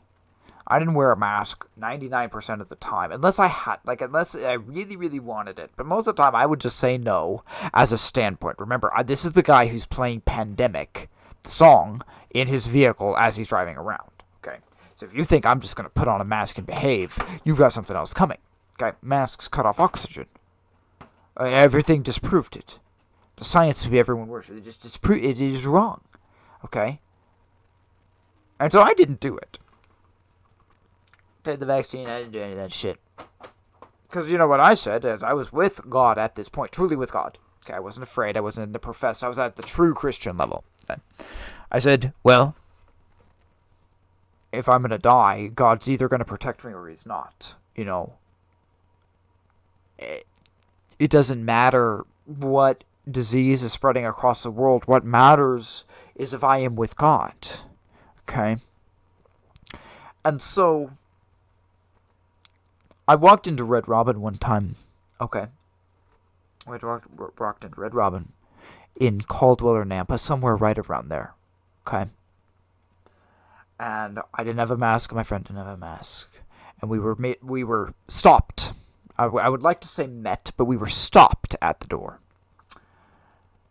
And we were told that we had to put on a mask to go over to our table. Okay? And as I walked in, first off, the chick to the bartender to the left had her mask like halfway like down as she talked. So even the people in there didn't have their masks on, the people working. Okay? That's a side note. Okay? It's a side note. And I thought that, I said, why am I going to put on a mask and walk to a booth surrounded by people in an enclosed area and then take off my mask and eat? See, this is the stupidest fucking thing you've ever told me. I didn't swear. I didn't swear. Because when I really get professional and I want to be hardcore, I don't. I said absolutely not. That's stupid. Stupid's not swearing. I can call someone stupid. I almost pushed for the manager. Maybe I did. Maybe I did ask for the manager. I don't remember. It was just years ago. I was so mad. Filed a 1-star review because they wouldn't let us walk. I wanted to go there, and we were going to spend more money anyway. It's like it's not even where my friend wanted to go. He didn't even want to go there. I wanted to go there because I love their onion rings, and I like their burger. All their burgers. And I was hungry, and I just wanted to walk to my place and sit down. And you know what? I was confident with God, and I didn't care. But it was the rest of the world, which was insecure with God. It was the rest of the world who cared. It was the rest of the world who was afraid and stupid. So this is what we did. We went back out to his car, we drove across the street, and we went to the Chinese buffet. And didn't wear a mask. No one was wearing a mask in there. We ate buffet. I had like all-you-could-eat sushi. So good. In the end, I'm actually glad I went to the Chinese buffet over. And it was kind of an ironic thing because COVID came from China. Chinese buffet, no masks. No one was sick in there. I didn't get sick. I didn't get COVID once. Nothing. Was that luck? Okay. Was I a smoker at the time? Yes. Could you say, well, nicotine protected you? Yes. Okay, you can say that. Okay. I'll just say that God protected me. Okay. I didn't get COVID.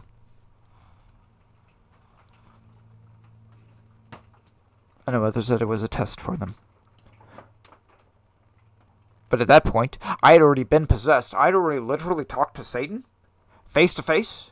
And so, a disease, I'm not going to lie, when you do something like that, the normal things like life and death, I'm telling you, it just doesn't matter. You just don't get worked up about it anymore. And someone says millions of people are dying because of a plague. And it's like, well, that's interesting. I hope we're coming up at the end here. Why?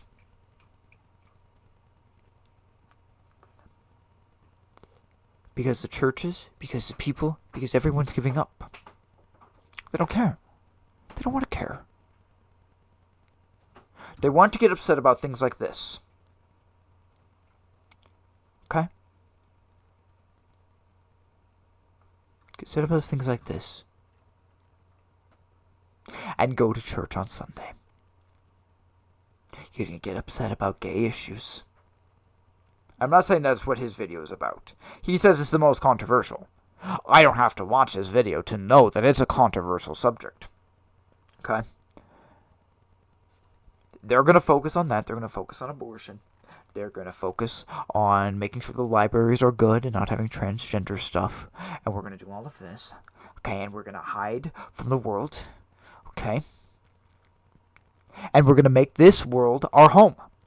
That is what they're doing. That they care more about their kid's soccer game than they care about Jesus.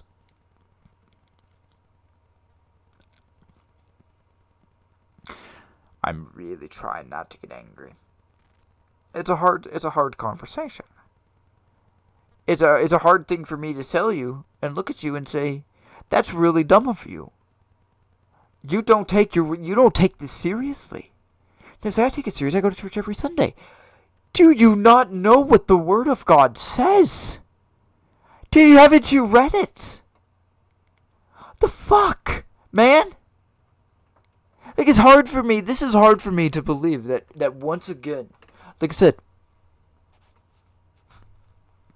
am I going to dwell on this as long as I did with Book of Enoch? Probably not. Is it something that I'm going to bring up every single time I get to the Sinai episode on this? Yes. Mitch Hudson, you fucked up, man. I'm sorry, that's offensive language. I am sorry to be that way. But you and your final okay on this as director and producer, you fucked up. You should have known someone like me would call you out on it. You should have known that a theologian would walk through it. Brandon won't do it. I'll wager. I'll go through every one of his videos on Promised Land. He won't bring up that you that you skipped the fourth commandment. Okay? You fucked up. You flipped off the people. Okay, who are truly keeping the law of God. You do I dare say it? Do I dare say it?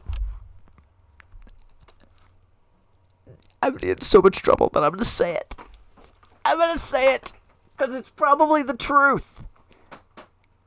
That I am the Nick Fuentes of the conservative world. That I am so outspoken. Okay, and sometimes I say some crazy things. Okay, and please don't connect anything with Jews with this. Okay, those who heard that. It's like I said, I'm going to get in trouble, but don't connect anything with Israel. I've made my views on Israel clear. They can keep their land. They rejected the Messiah, and then we'll debate Book of Daniel. Those are like the things. But I don't give two shits. Okay? Let them go fight it.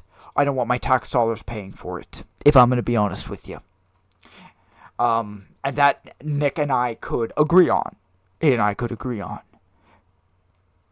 But I'm going to give you something very different than everyone else.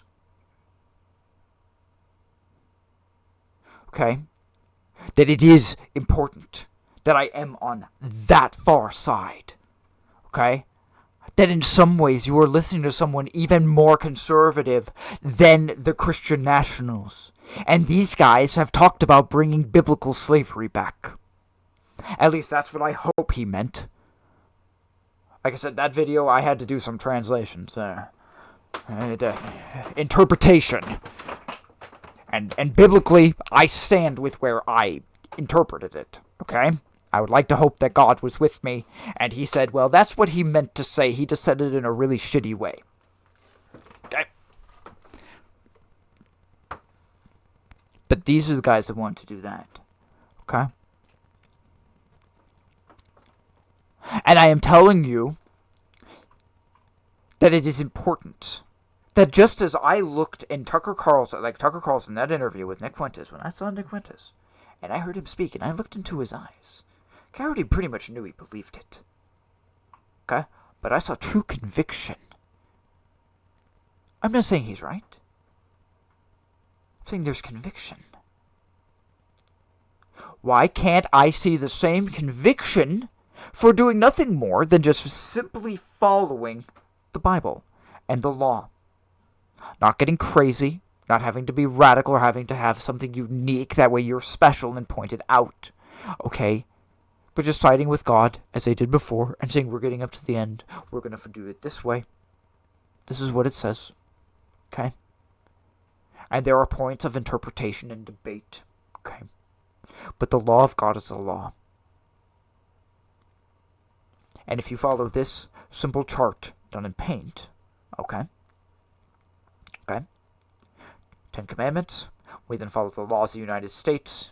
Okay? I'm not necessarily saying we vote. I mean, if you are a citizen, it is of course optional. Okay? But I'm not even saying we vote. Our job is to spread the law, talk about Jesus, the good news, all of the things. Okay? We're to talk about it. Okay? We are not to get involved. Okay, I will look up Charlie Kirk's word thing later, the Greek one. Okay, but then again, like I told you, I'm 50-50 with Greek. That's why I have to look it up. And I haven't done that. Homework.